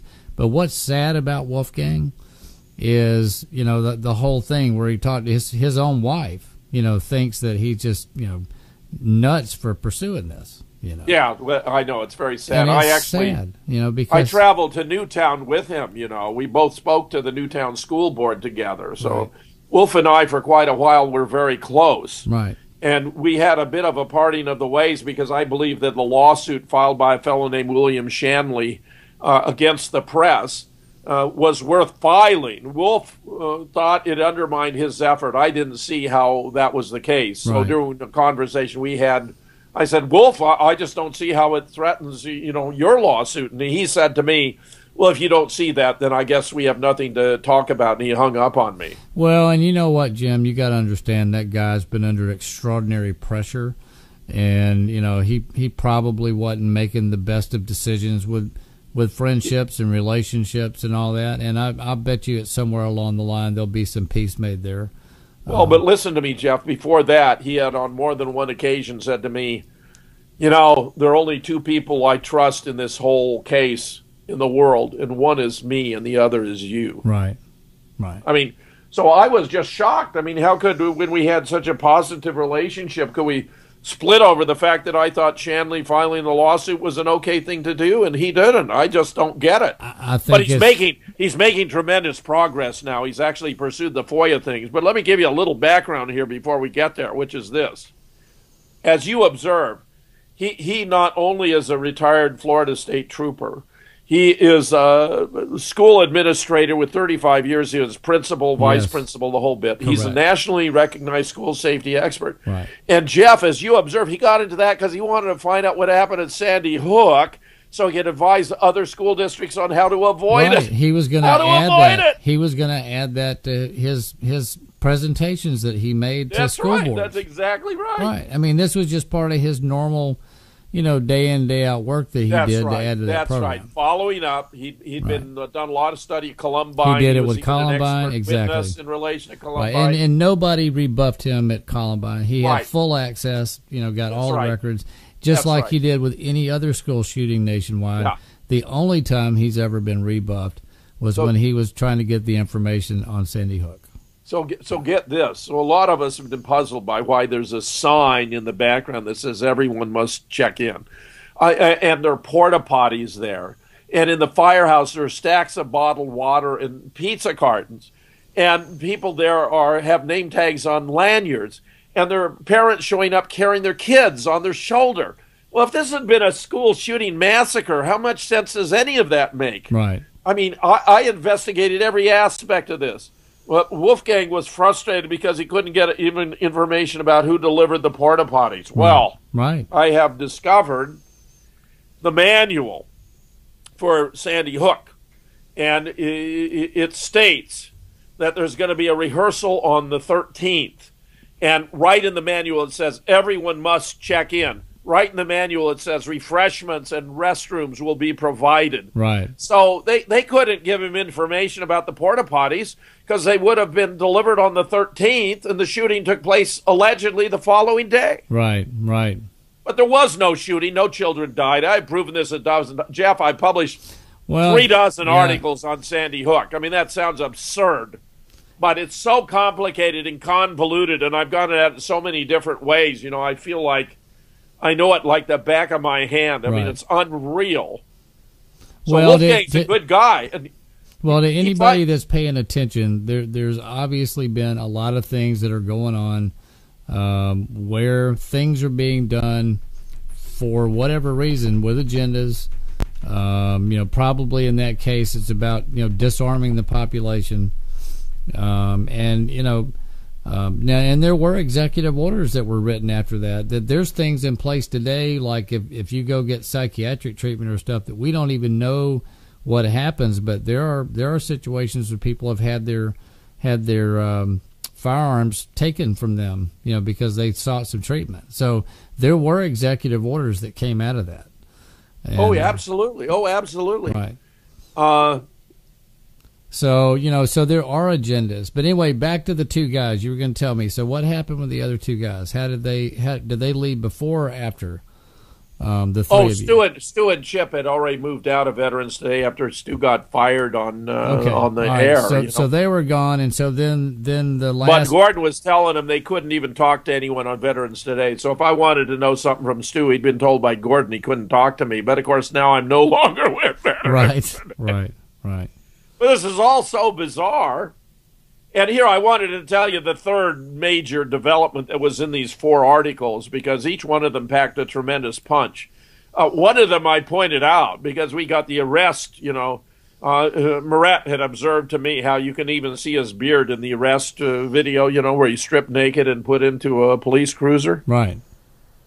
And you can also see the body on the beard on him when you see his body with the huge gash in the side. Yeah. Well, he died after he was taken into police custody, Jeff. The official story is that his brother killed him. How could his brother kill him when he was in police custody? I mean, this is so blatant. It's so in our face. Right. It's unreal how the American people are just duped by these massive lies right in our face. Right. The police killed him. We had a woman who witnessed. She said she watched the police drive over him 3 or 4 times in this SUV, which was his own car, it appears. But the point is, it's real simple. Here he got him taken into custody. We see him stripped naked, put into the police cruiser. Then we see him dead. And the claim is that Zoker did it. How can Zoker have done it after he was taken into police custody? Right. And, that really is very simple logic that anybody can follow. Right. So, obviously there's something there. And I'll tell you what, something happened yesterday, and I know there's more to it than meets the eye. And I had a viewer last night that just, was mad that I even brought this on the air. But yesterday afternoon, I was watching. My wife called me in there and said, "Watch this." And a veteran reporter on Fox News was on a corner there in Baltimore, watched a black man run in front of his vehicle where he was taking notes for he was getting ready to do a live shot. And he was kind of writing out a story he was going to do in a little while. And this guy ran in front of him, and he said on the air, "I saw an officer draw his weapon, and I heard one gunshot." And the guy dropped, right? And then the ambulance came and hauled him off. Well, and I left. I had to go do some errands. And I come home, and my wife said, "You're not going to believe this. Fox has issued a retraction on Shepard Smith and said that they were wrong and that none of this happened." And so I went back last night after my show, because when I got on the air last night, I told about this story, and I said, there's something here, something went down. And, and then somebody kind of called me out on it last night. So after the show, I watched the footage again of him reporting this live. And then I watched the footage on Shepard Smith that I hadn't seen before. And I walked away with the same conclusion. This veteran reporter witnessed a shooting right in front of him. There was another eyewitness that told exactly the same story that he told. That was calm, cool, and collected. She wasn't out of her head. And when they started saying that this guy, didn't get shot, she got very upset because she was standing right there and watched it happen, just like the veteran Fox reporter did. And so they covered that up, Jim, because they knew that the people there in Baltimore would have burnt the place down last night. And I know that's why they covered this up. Now, as best I can ascertain, the young kid had an old revolver, and he reached for it, and that's probably why he got shot. All right? And it's unfortunate. And that would have been just cause for them to shoot him if he was pulling a revolver. Let me comment on what's going on all over the country. But they've covered that up. Right? Yes. But listen, I don't know how stupid they think we are to have that go down on live television like that and then cover it up. We're not that stupid, right? Well, we're pretty stupid. Now look at the Ferguson thing, Jeff. That body was left lying there for 3 or 4 hours. Does anyone think that's normal? You should have had an ambulance there on the spot, take the body away, but it was left out there for 3 or 4 hours. Right. Now, there had to be a reason for doing that. It was a psychological effect. Right. It was driving home the idea of police brutality. Look at that stranglehold they had on that guy in New York City. Big guy. He wasn't resisting arrest. What was his offense? Selling cigarettes by the individual cigarette. And he was complaining they had a chokehold on him. He couldn't breathe. They kept the chokehold, which isn't even permissible for use under the regulations for the New York City police. They strangled him to death right there in front of our very eyes on the video. Right. Then we got that cop who fired 8 shots at the guy who was running away and hit him 5 times, except he's not reacting to any of the shots. And when he finally falls, he falls in a way that is kind of gentle, unlikely to, do him any harm. Then we got this Baltimore thing completely rigged. The police set it up. They blocked the transit. When the kids got out of school, they couldn't get home the normal way. They channeled them. They were already there in riot gear, hitting them with mace and tasers. That was a completely fabricated event. And what does it lead to? Al Sharpton, who in many ways I admire, calling for a national march, a march to nationalize the police. This is one of the worst ideas I ever heard in my life. And this is a guy that has been to the White House an extraordinary amount over the last couple of years.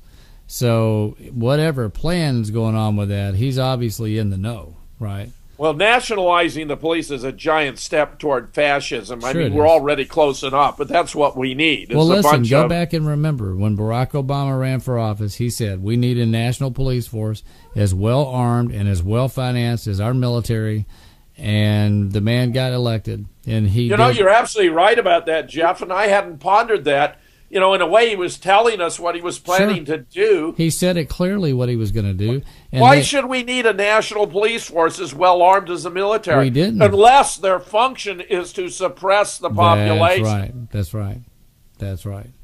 That's very because we have a military for things that we need, out in the world, Right. Yeah, exactly. So, we didn't need, and if you look at it, Jim, right after that happened, the man takes office, and you remember we all saw the RFPs for several years where they were, getting those millions of rounds of hollow point ammunition that you can't use in the war theater. Yeah. Right? And that all stopped about a year ago, and that ought to worry people because whatever they were preparing for, they're prepared. That's right. They got enough ammo in stock. Right. And when you got all the FEMA camps and you got this new, militarization of North America, they spelled it out in this full spectrum dominance thing I was reading from, a formal manual. It comes from the Joint Chiefs of Staff. Jeff, we're in deep doo-doo. Right. Well, I've said this a lot, I've had Dan Johnson on here from Panda, and they would not have passed the NDAA in 2012 in December that they passed that set up for a president to be able to declare martial law and confiscate all of your assets, food, water, guns, whatever they want to take from you, they can, unless they had an intention to use it. Okay? And it's very insidious because this had to be passed on a bipartisan way, right, in 2012, and it was. And so you had this National Defense Authorization Act. It extended these extraordinary powers, and now you see these things going. You saw them preparing, and now you see things coming up. So yes, things like Jade Helm should concern people because we've seen a set of extraordinary steps leading up to where we are right now. So anybody with any sensibility doesn't have to have a tinfoil hat to be worried and know that you need to be paying attention to what's going on because extraordinary events have taken place that are unprecedented in America, right? Yeah. Absolutely. Yeah. Unprecedented completely, Jeff. Right. And so, Jade Helm's concerning because of everything that's come before. Well, and there's, in my opinion, there's no way to dismiss it as merely a rehearsal. And did I mention the event in Florida where we had a woman with her cell phone camera taking pictures of Jade Helm troops taking a group of civilians into custody as detainees? No, and I haven't seen that yet. So. And it's online. And one of the officers saw her cell phone and took it from her and crushed it. Wow. Which, of course, is private property. I mean, that's theft and destruction of property. Then they realized there were others there, other civilians with their cell phones who were taking pictures of him crushing her cell phone camera. Right. So the jig was up. They dispersed and they allowed the civilians to return, release them from custody. But I'm telling you, that's already happening. And I'm convinced, Jeff, the date of 25 July to 25 or 15 July to 15 August, that's a psyop. They're putting a distant date when they're already they're doing it now, and I've told people. They're putting the date so you think, oh well, we don't have to worry about it for a while. Right, and I've said that on the air. I really think whatever is going on is already operational. Right. So how can Gordon Duff be suppressing discussion of Jade Helm unless he's trying to cover it up to make it look like it's nothing? He has published 5 or 6 absolutely absurd articles attacking people like me and O'Dowd as being loons, having lost our way, having bought into the alternative media. I mean, it's simply obscene. Right. I mean, the number of articles he's published about this is completely out of proportion if the issue isn't a real issue and if he isn't really trying to suppress it, Jeff. Right. It is bizarre. My opinion is he has outed himself. I mean, this series of actions make it impossible for me to mistake who he is and what he's about. Like I said, the facts speak for themselves that something changed in his situation with the people over him. All right? And his marching orders changed. Okay? And that's why, that would that's why you would see somebody do an about face like that, if they are being handled. So somebody new is calling the shots with them, or, And the somebody who may have directed him to do this, and I think your thesis is highly plausible. Right. Didn't understand who they were dealing with, because nothing was going to set me off more than this kinds of actions that Gordon has taken here. putting these stupid notes on the O'Dowd, and then when I protest, doing to mine, and then I get 600 reads in the first hour, taking mine off and taking me out of it. Yeah, if these you are wanted not, to make me these are not implacable. these are not things that a website owner would do, right? I mean, they want those stories that go viral. Yeah. Right. And I've been told that others have told me I was the most popular. I had the largest following of any author on Veterans Today. I've had plenty of people tell me that they only went there because I was there, and I think that was the reason he brought me in, to lend credibility. So who's he got left? Has he got much left there? Preston James is very, very good, and Preston James is still there. But, Preston isn't in real great health, and, we'll see how that plays out. The one that bothers me the most is Kevin Barrett, because Kevin Barrett and I go way back. We've done many events together, especially about 9/11, but also on other subjects. I participated in an academic freedom conference on the campus of the University of Illinois. Are there limits to inquiry? JFK, 9/11, and the Holocaust, and involved Kevin as a speaker when I did the Midwest 9/11 Truth Conference that was also in Champaign-Urbana. I invited Kevin to be the host, where I had the first hour of the A&E film Explosive Evidence. Then I took an hour and gave a critique of what was wrong with it and why A&E hasn't been fulfilling its obligations. Because, for example, they claim nanothermite was involved, but they know nanothermite can't have blown the buildings apart, so the question becomes what else was involved.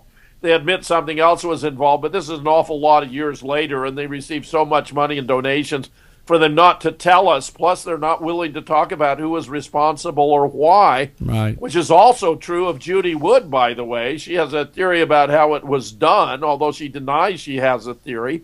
But she won't talk about who was responsible and why. 9/11, Scholars for 9/11 Truth, which I founded, and Veterans Today has been the only group that's talked about who was responsible and why. And we have a very good theory about how it was done. Right. Well, I'll tell you what, and somebody was just asking here on our social stream who I'm talking with here. For anybody that's joining us late tonight, I'm talking with Jim Fetzer, who wrote for and was involved with Veterans Today up until this last week, right? Yes. And we're talking about very strange circumstances that over the last month or so have led to the departure of 5 very key people there. Yes. That were either involved with the Veterans Today radio or were lead reporters on the site. Yes. So anybody that's missed this conversation with Jim, I would urge you, when the show's over tonight and it goes into the archives, go back and listen to it, because it's good information about, and if you've been somebody that's used Veterans Today, you really need to hear this whole interview, right? Yes. Now here's the thing with Kevin. We are so close that we co-host a weekly show called False Flag Weekly News. It's on Thursday morning. It's on No Lies Radio. I just went to the archive, so I can tell you. Go to nolies.org. All right. And look for False Flag Weekly News Archive, and you'll get this rather spectacular series of programs we've done where there's so many of these false flag attacks. I mean, it goes back. How many have we done now? Let me see. Spell it for me, because I must have spelled something wrong. I'm trying to show it to the people at home. Okay. No Lies, NOLIES radio.org, all one word. Oh, radio. You didn't tell me radio. Okay. No Lies radio.org. There you go. I went to nolies.org. Okay, No Lies Radio, I'm there. And then we're looking for what? False Flag Weekly News. All right. So anyway, for anybody that wants it, I'm going to put it in our social stream. Now, here's the key thing. Kevin has a new book out about Charlie Hebdo. I had an article. I don't know if it's still up or not, but it was a marvelous little article saying media complicit and indispensable to false flag success, where I use as my illustration Sandy Hook Charlie Hebdo and the Boston bombing. So it was really a marvelous little introduction for somebody who can't read everything to get an overview. Yeah. Well, Charlie Hebdo was such an obvious false flag. They even had a mark on the road where the right tire of the car was to park so the surveillance camera would get the best view. And, of course, when they rush up to shoot the police officer lying on the ground, there's no blood, there's no impact from the bullet. And the crew there only met like once a week, so they had to have inside information. The whole thing was staged. It's completely phony. And you know, when they go to shoot up the delicatessen, they have to emphasize it's a kosher delicatessen. Benjamin Netanyahu appears to have been the brain behind the organizing of the Charlie Hebdo. There was too much support for the Palestinians, for Palestinian statehood in France. So this was an effort to suppress it, pull off this fake bombing, blame it on Muslims, you know, and stifle all this. So they passed new laws against anti-Semitic anything, you know. And, well, of course, for their definition of anti-Semitism, any criticism of the government or actions of Israel is anti-Semitic per se, even if it has nothing to do with this discounting the worth of the opinions or the value of a human being on the basis of their religious orientation or ethnic heritage. I mean, it's absurd the way this phrase anti-Semitic has been used as an all-purpose discount for anyone who's remotely critical of Israel on any ground whatsoever, Jeff. I am sick of it. Completely sick of it. Yeah, and now, you know, and I know for anybody out there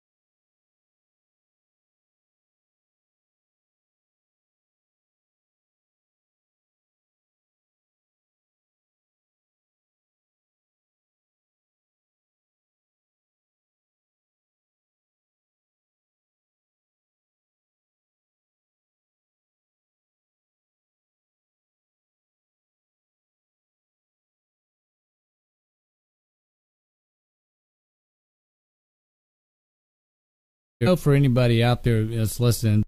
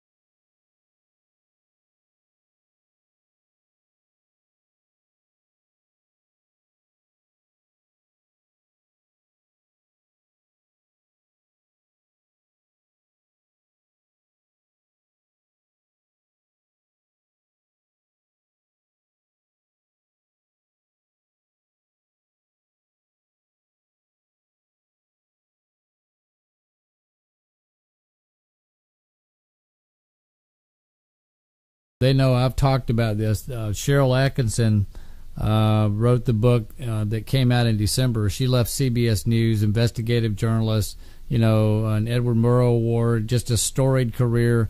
And she wrote a book and said that our media is totally controlled right now, that they're being controlled by the White House. They're being told what stories they can run and can't run. And also there's a small group of wealthy guys in New York that are controlling the rest of it. And so we're no longer getting, for over 200 years in America, we had a free press that kept the government accountable, kept it honest. And we no longer have this, right? And the alternative media has burst onto the scene.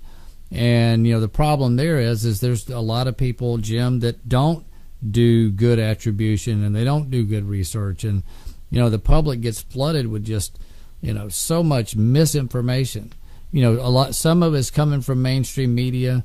Some of it's coming from, organizations that are paid to put disinformation out there, like Soros organizations, and then you have people that are telling the truth. And her advice was, when you find a couple of investigative journalists that they were right on another story or a story over here, then maybe start bookmarking those guys and start developing people that that over time that they are thoroughly documenting and being correct, because we are just flooded, with this mess of disinformation for people, because the free press has become controlled and owned by the same people that own and control our politicians, and they're controlling the message.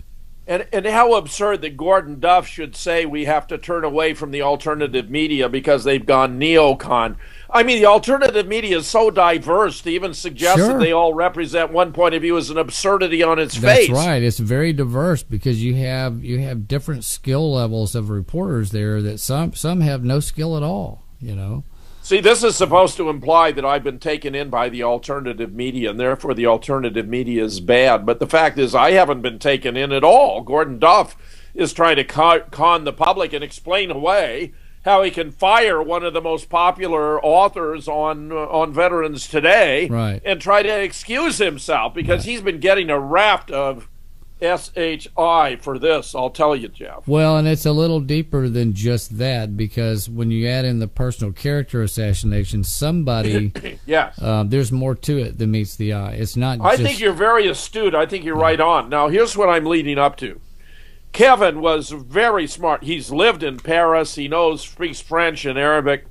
He put together a book. He got like 30 contributors to a book on Charlie Hebdo, the title of which is We Are Not Charlie Hebdo. okay? Right. So he was on a book tour 2 weeks ago. And because he was on a book tour, I did the False Flag Weekly News on the 23rd solo. And I spent 20 minutes on Jade Helm. Right. And I want you to be sure to have this link, Jeff, because people are going to want it. I mean, it's noliesradio.org/archives/category/archive shows/False Flag Weekly News. And well, send it to me in Skype here, and I'll just share it with everybody. Oh, yeah, sure. Yeah, and that way I don't have to type it and mess it up and all that. But the problem I have when I'm on Skype radio, for some reason, the window comes down over my... Right. Click on the little bubble that looks like a little conversation thing, and if you click that, it's going to open it up where you can type again. The little bubble. It looks like a little conversation thing, a cartoon character. If it was a cartoon. Is it down at the bottom with the microphone and the phone? Yeah, it's usually to the far right bottom in the corner. Is where far right gives me full screen. Left says hide sidebar.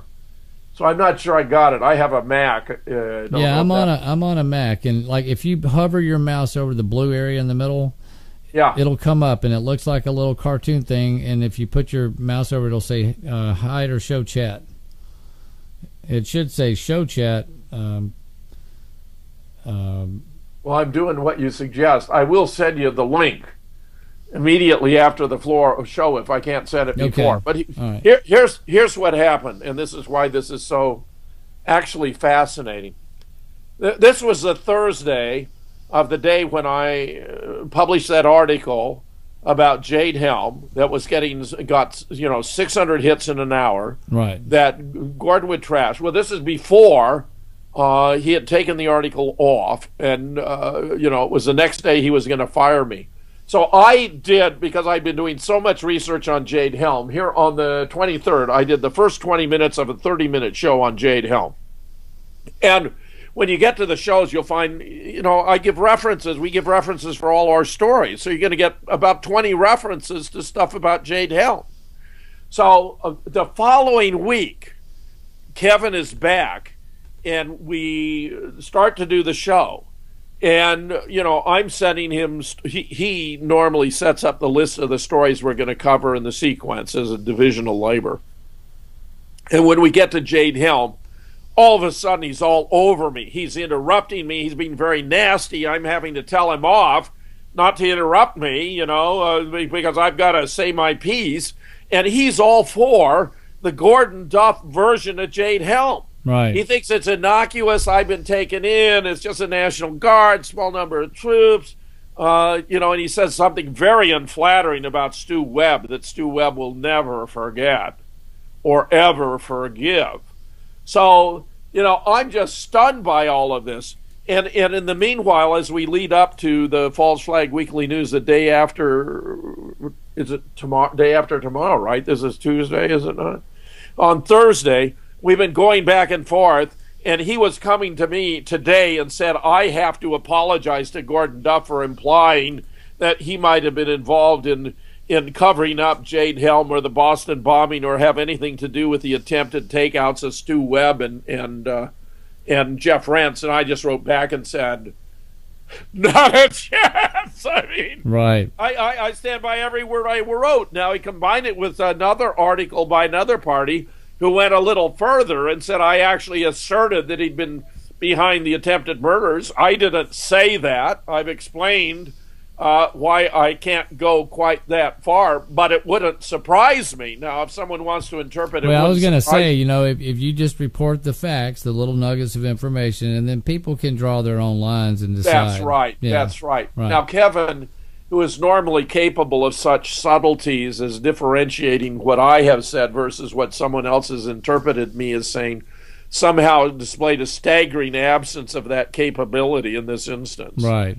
So I do not know what's going to happen Thursday, because it could be absolutely explosive. I mean, if you look at the show, the latest show for the 30th, I mean, you're going to see a very strenuous argument going on between me and Kevin Barrett. And if you didn't know how far back we have gone, you would have no idea what this really represents. I mean, it's a profound difference between two people who in the past have actually been very close, common allies, done many, many projects, undertakings, symposia, and all that together.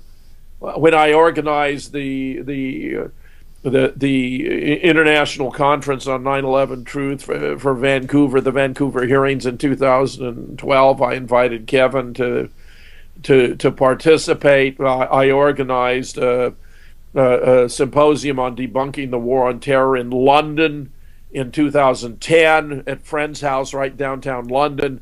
I even flew Kevin over so he could participate and be a speaker there. I mean, we go back a long way. So this is really very stunning development, and I can't tell you right now how it's going to play off, because my opinion is he has been suckered by Gordon, and he's swallowed the pillow talk and been taken in, and may even buy that this is just a figment of the alternative media, when I tell you it absolutely is not. This absolutely is real. I have got so many bloody sources on this, Jeff. It's unreal. Listen, I got to just say this out loud. I'm not an investigative journalist. Anybody knows that watches this show. I mean, this is I guess you would call it more of an opinion show. I've been very clear I'm not a trained investigative journalist, but I even dug up, just like I told you earlier in this conversation, I dug up extraordinary facts about Jade Helm and mastering the human domain and not even being a reporter. So anybody who doesn't have concerns here and knows that this is way out of the ordinary for anything that has ever happened on U.S. soil before is not looking at the historical facts about what type of training we have allowed before here, and that there is plenty of source material out there that you can source out on your own where they were talking about this 5 years ago, right?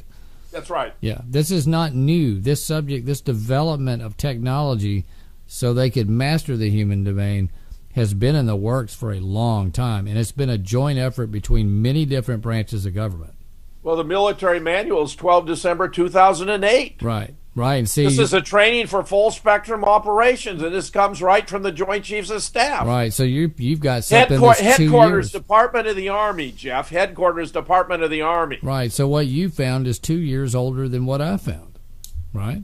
This is absolutely unbelievable. Yeah. So there is something here. So anybody that is, that thinks that there's anything normal about Jade Helm, we've never had an operation of this scale on U.S. soil with the military ever in history.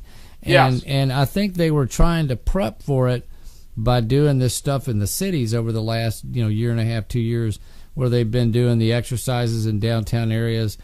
I think they've been trying to prep the public a little bit for it, and probably some of these have been little mini Jade Helm exercises. Right? Yes. But the thing that they're talking about doing later this year, the scale is massive, right? Yes. And it's never been in history. Right. But I do agree, like you. I think that a lot of this is already going on right now, right? And yes. And when Kevin and I have a disagreement like this, one of us hasn't done our homework. Right. And when Gordon and I have a disagreement like this, one of us is a big liar. Right. And I invite anyone to look at the evidence and sort out and figure out which that is, because we cannot both be speaking the truth, and we both damn well know what we're saying. Right. Well, it does make suspect, right? If somebody suddenly deviates from, information that had good sourcing and all that had been posted and put forward on the site that didn't cause them alarm before, they're now suspect that there's an agenda there. So, obviously I agree with you guys that there's something that changed in that situation, and it's so odd and so out of character and so bizarre that there are forces that were brought to bear that were not there before. And I don't know if you'll ever get to the bottom of it, right?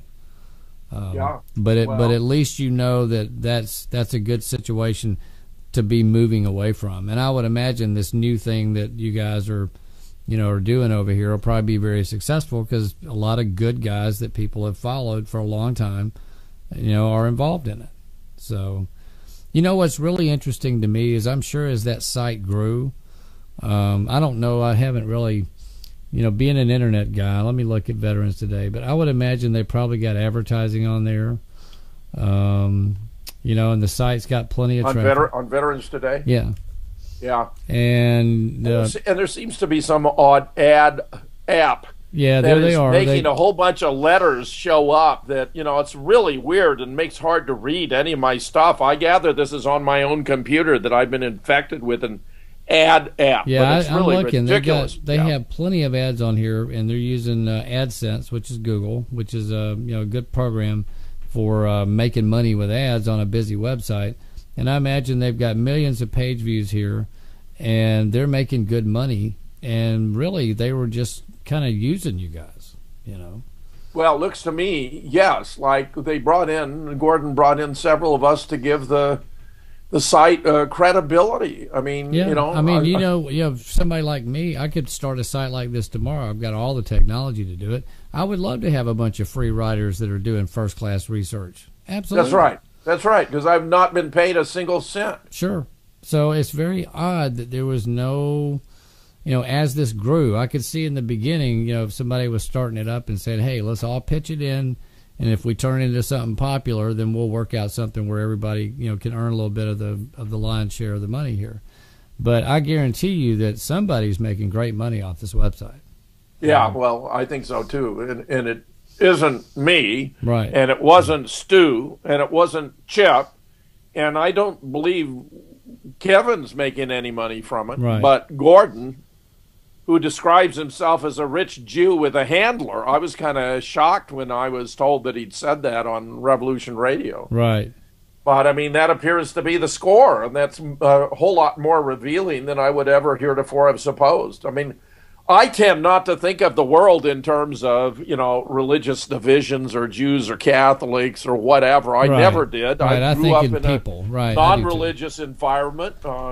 I was involved in organized religion when I was in junior high and high school, which was the Episcopal Church. I was an acolyte. I sang in the choir. I was the head of the Young People's Fellowship. I gave a sermon on Youth Sunday. Right. I was a delegate to the 14th World Convention on Christian Education, which was held in Tokyo the summer before I entered Princeton.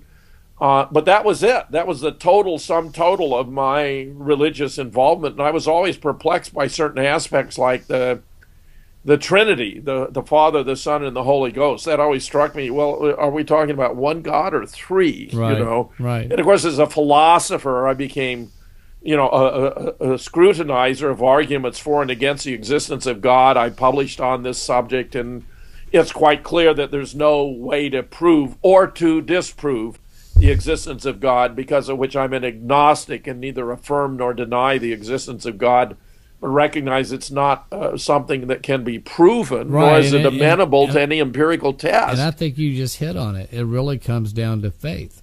Yeah, exactly. That's why it's an article of faith. Right. It's up to the individual, and it's what they feel their relationship is with their Creator. And so absolutely, it's a faith issue. It can't be proven one way or the other, right?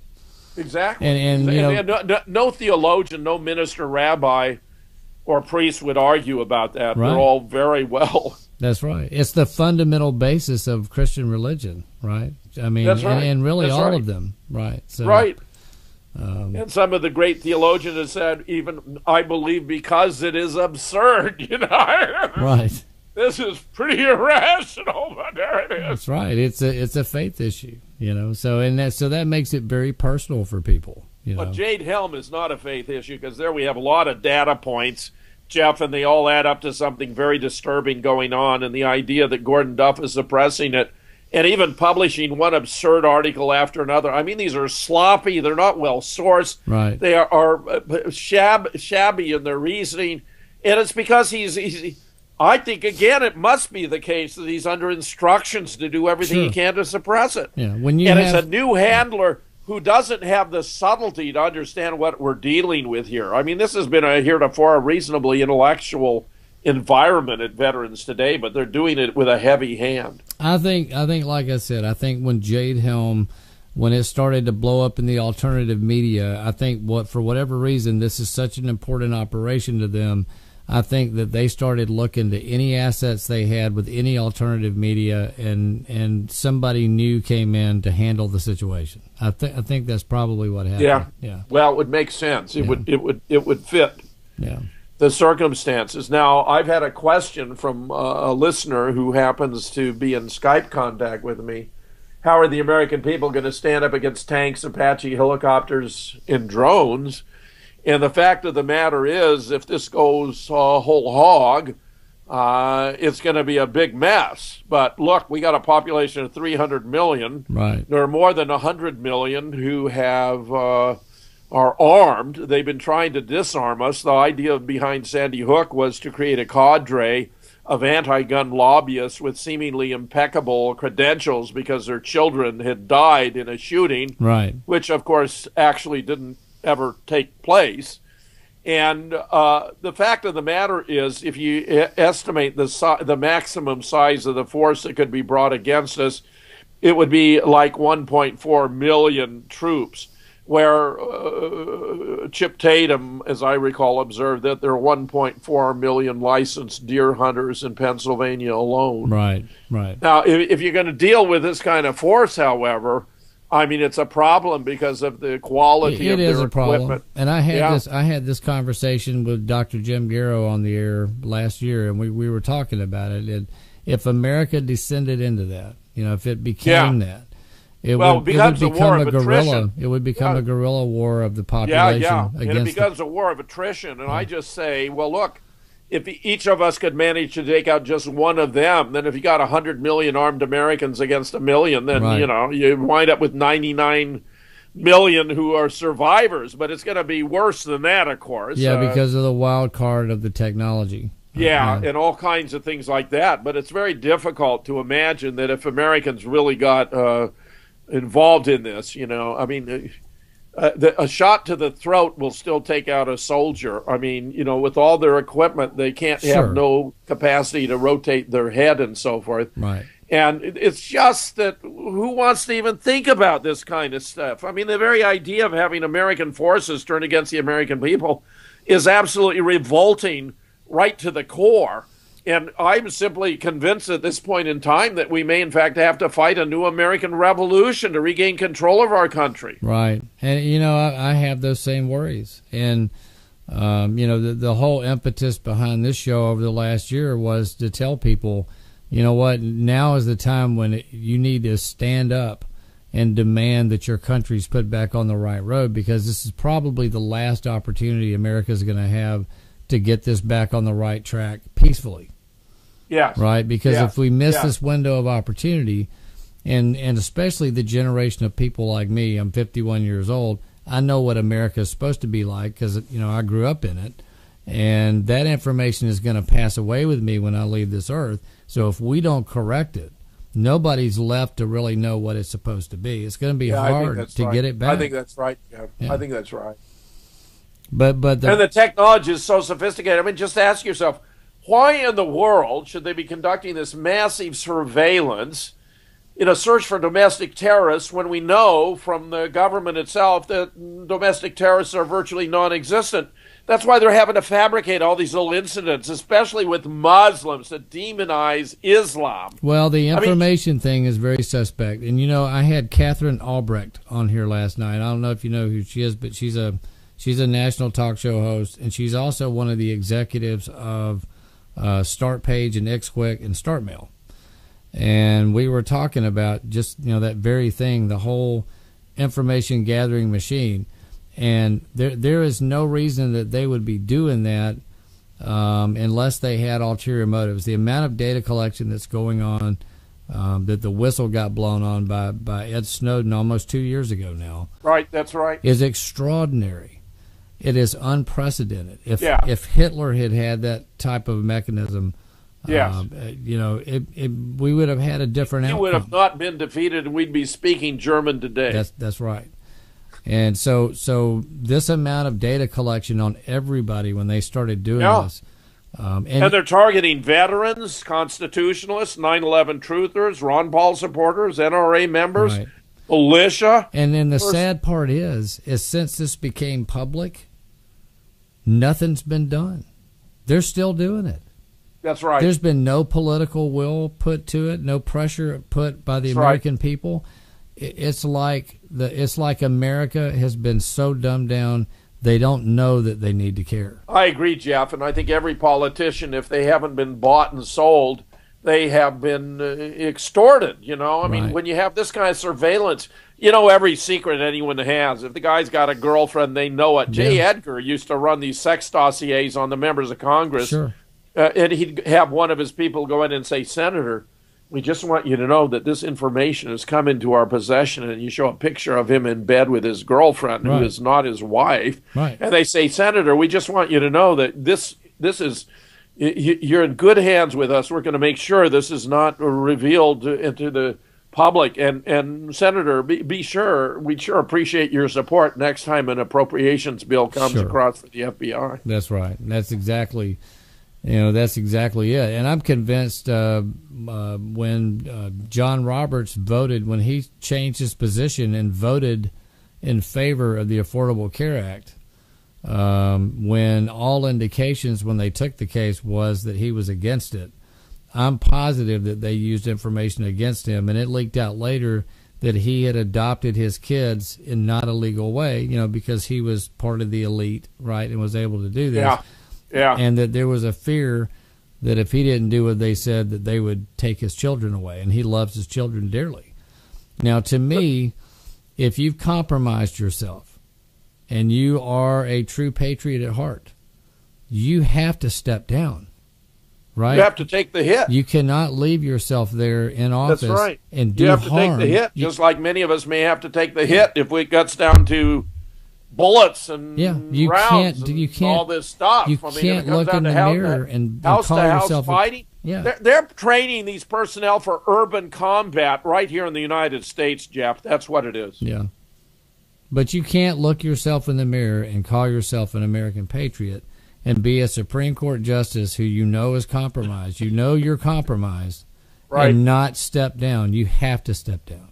I think that's a very worthy observation. Let me say, just add a little footnote. There was an irony about J. Edgar, because just as he had sex dossiers on the members of Congress, the mob had one on Edgar. So they had compromising photographs of him with his close personal friend, Clyde Tolson, and extorted him to not even acknowledge the existence of organized crime until the Joe Valachi hearings, when it was no longer politically possible to deny it. Well, I tell you what. Here's the standard that we should live by, and we talked about this. I talked about this with Catherine Albrecht last night. There's a guy in Texas that owned a company called LavaBit. LavaBit provided secure email. One of their clients was Edward Snowden, and this man had a very successful business. He had, hundreds of thousands of users that use this system. And they all paid, whatever, $60 a year or whatever. So he was bringing in 7 figures off this business, had for a long time. And he was served with a secret FISA court order to give them complete access to his email system that he had told the public, that was completely secure. And he could have given them the access and just continued to run his business and continue to collect his millions of dollars. And this man did not do that. He shut his business down the day they served the FISA order, or the day after, or that week, or whatever. And he came out and publicly said that this is what had happened. And he shut his business down and said he would go to court because he could not do that to his people, that he couldn't, basically look himself in the mirror knowing that he had lied to everybody. An honest man. He gave away the millions of dollars. And they have these national security. And they have these national security letters that Francis Boyle, the celebrated international human rights attorney, has described as an instrument of totalitarianism, where you can't even acknowledge having received a national security letter. They can direct you to do anything you want under the law, and you can't even acknowledge it reason. to the public, right? And this guy did it, and I don't know what the fallout was from that, but he just said, I got served this, and I'm not going to do it, and I'm closing my business down. That's completely unconstitutional. Now, what if we had people like that in our halls of government? That had the moral fortitude to know that when they're compromised, that instead of taking the personal gain or the money, that like our founding fathers that pledged their lives, their fortunes, and sacred honor and lost their lives, they lost their homes, they lost everything, that a lot of them were slaughtered for signing the Declaration of Independence. We don't have people like that in government today. They're not looking past their own life and their own fortune, and they don't care anything about your kids and my kids and our grandkids and the ones that are coming after us. Yeah. They have no vision for the future of America, and we're allowing those less than 1,000 guys in D.C. to ruin the future for 300-something million Americans. Jeff, before I lose the thought, I just want to add that we have reports of the enlisted men asking the officers what's going on, and they're telling them that it's an ordinary training op, but that they expect resistance, and therefore they're issuing live ammunition. And I say, if it were an ordinary training op, why would they expect resistance? And if they're expecting resistance, why would they issue live ammunition for American soldiers to fire on American civilians? And I say, Jeff, and others have said to me, when this goes down, there's going to be a point when many of those troops are going to realize what they're doing is the slaughter of the very people they should be defending, and there's going to be chaos in the Army, and it's going to split in itself, and you're going to have firefights among the officers and the enlisted. A lot are going to get fragged. A lot are going to get killed by other soldiers. Well, I was alarmed in the presentations to some of these city councils that got posted out here on the internet when they said they had already coordinated with the hospitals and trauma centers. Okay, no. So why in God's name should there be coordination with hospitals and trauma centers unless you expect they're going to be casualties? Correct. And why should there be casualties unless they're going to fire on American civilians? Right. I mean, you're absolutely right. I mean, you just have to follow the logic out. That's why some of these city council meetings, they got no operational details. And other than, we coordinated with hospitals and we've done this and that, but they didn't tell them anything about what they were going to do or how they were going to do it. I don't know how some of these city councils voted yes for this. Or why they would need to coordinate with hospitals and emergency centers. I mean, this would never have passed my vote if I was a city council member, because there would have just been too many alarm bells. Jeff, it's just stunning, completely stunning. And that I should have a close friend like Kevin Barrett with whom I do False Flag Weekly News, and he's berating me for casting doubts on Gordon Duff, who appears to me to be running maybe the major disinformation operation in the United States today. Well, Jim, I hate to throw this on you, but when that happens to you, you always have to consider the possibility that he might be on the inside with the other guys.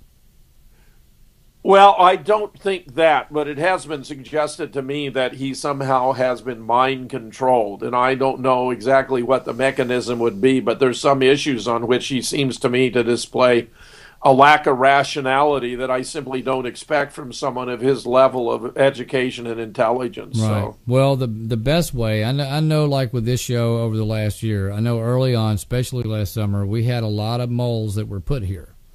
And their entire thing was to cause dissension amongst people, just cause problems, really, and get people to get mad and go away. And, it was amazing.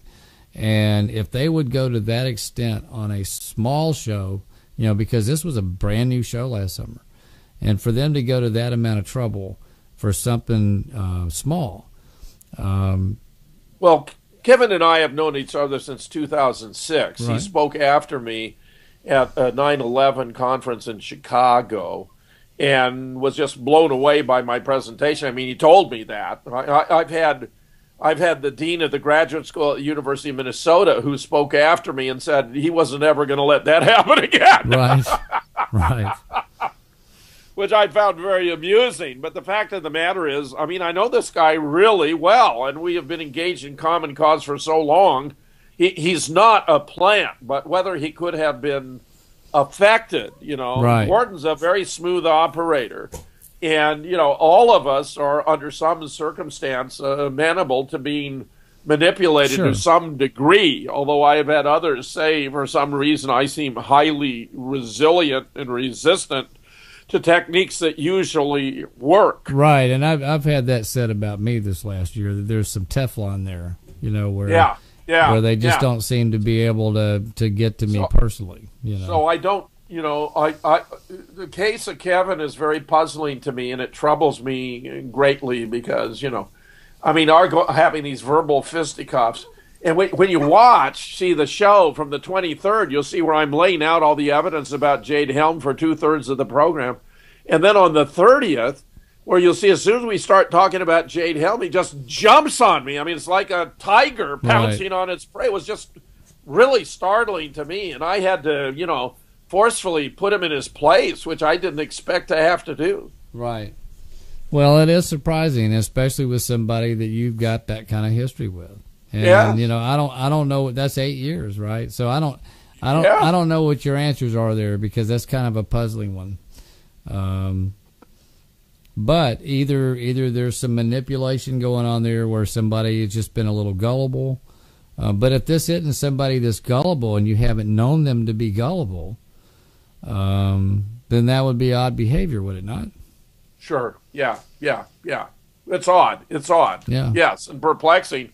I can't even guarantee at this point in time whether the False Flag Weekly News, which has been a sensation, is going to survive. Right. Right. Well, it's certainly very explosive what happened here with Veterans Today in a very short period of time with the five of you, really. Yes. And it'll be interesting to see if there's any more fallout going forward. It sounds like there's some good people over there. Are they writing about some of the difficult topics too, or are they pretty much staying away from things of controversy? What, at Veterans Today? Yeah. Oh, I think everyone's avoiding, except for Gordon writing these absolute trash pieces about why people who think veterans Jade Helm is serious have lost their way. They've been taken in by the alternative media. They become Alex Jones followers. They've been duped. I mean, it's ridiculous. When you look at the evidence, everything he's saying is complete rubbish, easily proven to be false. Right. But he counts on people being impressed by, his authority or aura. I mean, you talk about your con man. I mean, this is a guy who was a snake oil salesman in the old days. Right. Well, some people it's very, very distressing to realize in retrospect that I had been played, because, everything I did with 3T was in good faith. I believed in Gordon. I had some differences with Jim Dean, the managing editor, because he's an old-style newspaper guy and seemed to me to have an anti-intellectual or anti-academic. Then let me ask you another question. Is it possible, because you know that he was connected up and knew a lot of people, is it possible that like I said, when the Jade Helm thing started to blow up in the alternative media, it got the notice of the powers that be. Could it be in some way that they got to him and maybe used some leverage to get him to do some of the things that he did over the last month? Well, Jeff, it's obviously within the realm of possibility. I mean, I just know this guy. I know this guy really very well from these years of working with him. Well, that's what I'm saying. And that was a good experience until, whatever changed here. Well, and you're faced with the thing, like we were talking about, that he was always on the other side, or the possibility that somebody used some of that national data collected stuff on him. And said, you need to play ball here, or we're going to let them know about this, so. Well, I don't know. I think Gordon just plays ball. I don't think he had to be threatened. But, I mean, here's an interesting little aside. There was this Skype conversation going on between Gordon and another party that was clearly for my benefit, where they were trashing, sources that I regarded well, such as General Stubblebine, saying he belongs out to pasture. I started to explain how Stubblebine earned my admiration when he gave an interview to a German reporter about 9/11 and said that it was obvious to him from studying the photographs that no plane had hit the Pentagon, because if it had, you would see the imprint of the wings on the building. Now, no plane hit the Pentagon. The official trajectory is not even aerodynamically or physically possible. I explain this in many different places. One being the Midwest 9/11 Truth Conference Part 2. But the fact of the matter is that he was trashing Stubblebine because Stubblebine was interviewed about Jade Helm and said it appeared to him to be a rehearsal for what was to come in the future. So he was actually trashing people, thinking they'd been sources for me when I didn't even know they'd said anything about it. Right. Including Alex Jones. When he was putting down Alex Jones on Jade Helm, I had no idea that Jade Helm had been a subject that one of Alex Jones' people had addressed. And in fact, when you go to InfoWars and Prison Planet, they actually put out quite a lot of very good stuff. So, you know, I don't listen to, I'm not a follower of Alex Jones, but that doesn't mean that if they happen to have something good, I'm not going to notice. I mean, when I discovered what they'd been saying about Jade Helm, I realized they were right on the money. Right. And, you know, he started to berate me with something about the, you know, crying wolf. And I said, well, Gordon, you must have not even read the story, because, you know, the fact that somebody's cried wolf doesn't mean that the last time he called it that it wasn't true, which, of course, is what the fairy tale tells us. Right, right. That's right. So, I mean, are we supposed to not even learn the truth, the moral of the story? Right. And here's the thing, too. See, I'd been told by various sources that Gordon Duff was not his real name. So this exchange is going on the Skype thing. And I said, well, what the hell?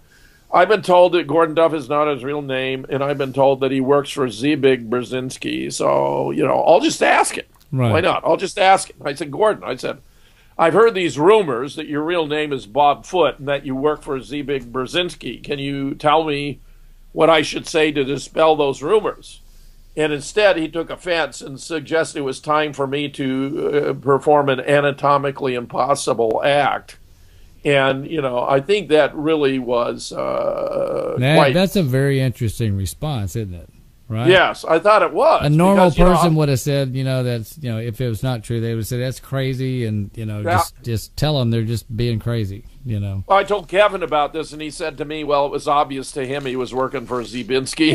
Right. Anyway. Right. So that didn't bother Kevin. The anatomically impossible act, I don't know what to say. What's surprising is you would think that he would have handled that better. You know? I know. I agree with that. Yeah. Now, it was coming to him unexpectedly, but I thought he handled it extraordinarily poorly. I mean, I was giving him an opportunity to tell me what I should say on his behalf. Yeah. Because this issue was going to come up, and it's been made a huge issue now on the Veterans Truth Radio. Sure. Well, like I said, a normal person that, you know, something like that wasn't true would have been, you know, there's just a lot of crazies out there, and, you know, they say all kinds of crazy garbage. Yeah. And all I can tell you is they're just, you know, they got their tinfoil hats on. So. And it was like he'd been tolerating me, being patient with me, hoping I'd come around right to that point. Right. But when I asked him that question, that was it. I mean, I knew that we weren't going to have any other Skype chats. He wasn't going to be calling me to talk to me for an hour and a half. Right. You had lit the fuse on the stick of dynamite. Yeah. Right. But I'm just too much dedicated to the truth. You know, if there's an opportunity to test the water, I'll take it. You know, that was a test. That was a litmus test. Well, I got to tell you, you know, we're up on a hard break. I probably got, you know, 2, maybe 3 minutes before I got to roll the music out of here, or I'll go past the 3-hour limit on Ustream. Right. But I got to tell you, I thoroughly enjoyed having you on here tonight and talking about this stuff. I think it's one of our best times together we've spent on the air over the last year. And fascinating story, and I appreciate you taking the time to get on here and talk to people on American Liberty Live and tell them what you know about this. And you know, keep going out there and doing what you do, Jim. Look for the truth, and don't worry about people's normalcy bias, and just dig for the facts like you do. And you know, the country needs people that do that. Let me just say, Jeff, I do a staggering number of radio interviews, and you are one of the best informed and articulate and intelligent hosts I ever deal with. So I'm really pleased to be on to discuss issues of such substance as this, which have a very peculiar aspect to them, but need to be understood if we're going to ferret out the truth. Well, I really appreciate that, and I tell you, you know, when I felt the urge that I needed to do this a year ago, I came into this with zero experience in broadcasting. I just knew it was something that I was supposed to do, and I've followed this path out, and I've learned a lot along the way, and I have a lot more yet to learn. But it is very encouraging to hear you say something like that, and I know you have been on a lot of shows. So, And I'm going to give you the link both to the False Flag Weekly News and to this most recent article about the marathon, because I'm trying to compensate for those articles having been taken down, which just stunned me and was absolutely what sealed the deal of my opinion about Duff. Somebody would take off those articles surreptitiously with no notification is a dirty bird. Well, you shoot me those. Wrong. You shoot me those links. I will put them on our social stream for everybody right now. You got it. Before they all run off, so folks know those are coming. And and I'd love to have you back on here pretty soon, like over the next week, and maybe do a recap and see if there's any new developments on this. Jeff, I'll do it. Thank you. And I'm gonna hang up so I can send you this on Skype right now. All right, sounds good, Jim. Thank you, Jeff. Super. Real pleasure. All right. Take care. You too. All right. Bye-bye. All right. Jim Fetzer, definitely a fascinating 3 hours here, 2.5 hours tonight with him talking about this stuff. Definitely a lot of odd things going on with that situation over there at Veterans Today. And, I think there'll probably be some more fallout from that, some additional information that'll come out as time goes along.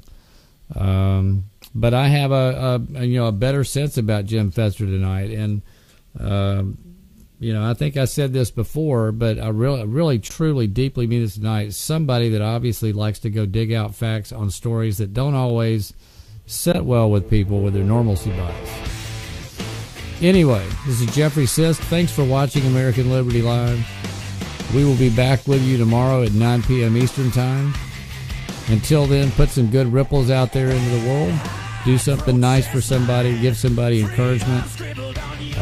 It's what we need to be doing. A lot of people living through tough times out here in America. God bless you, and I'll see you tomorrow. Good night, America.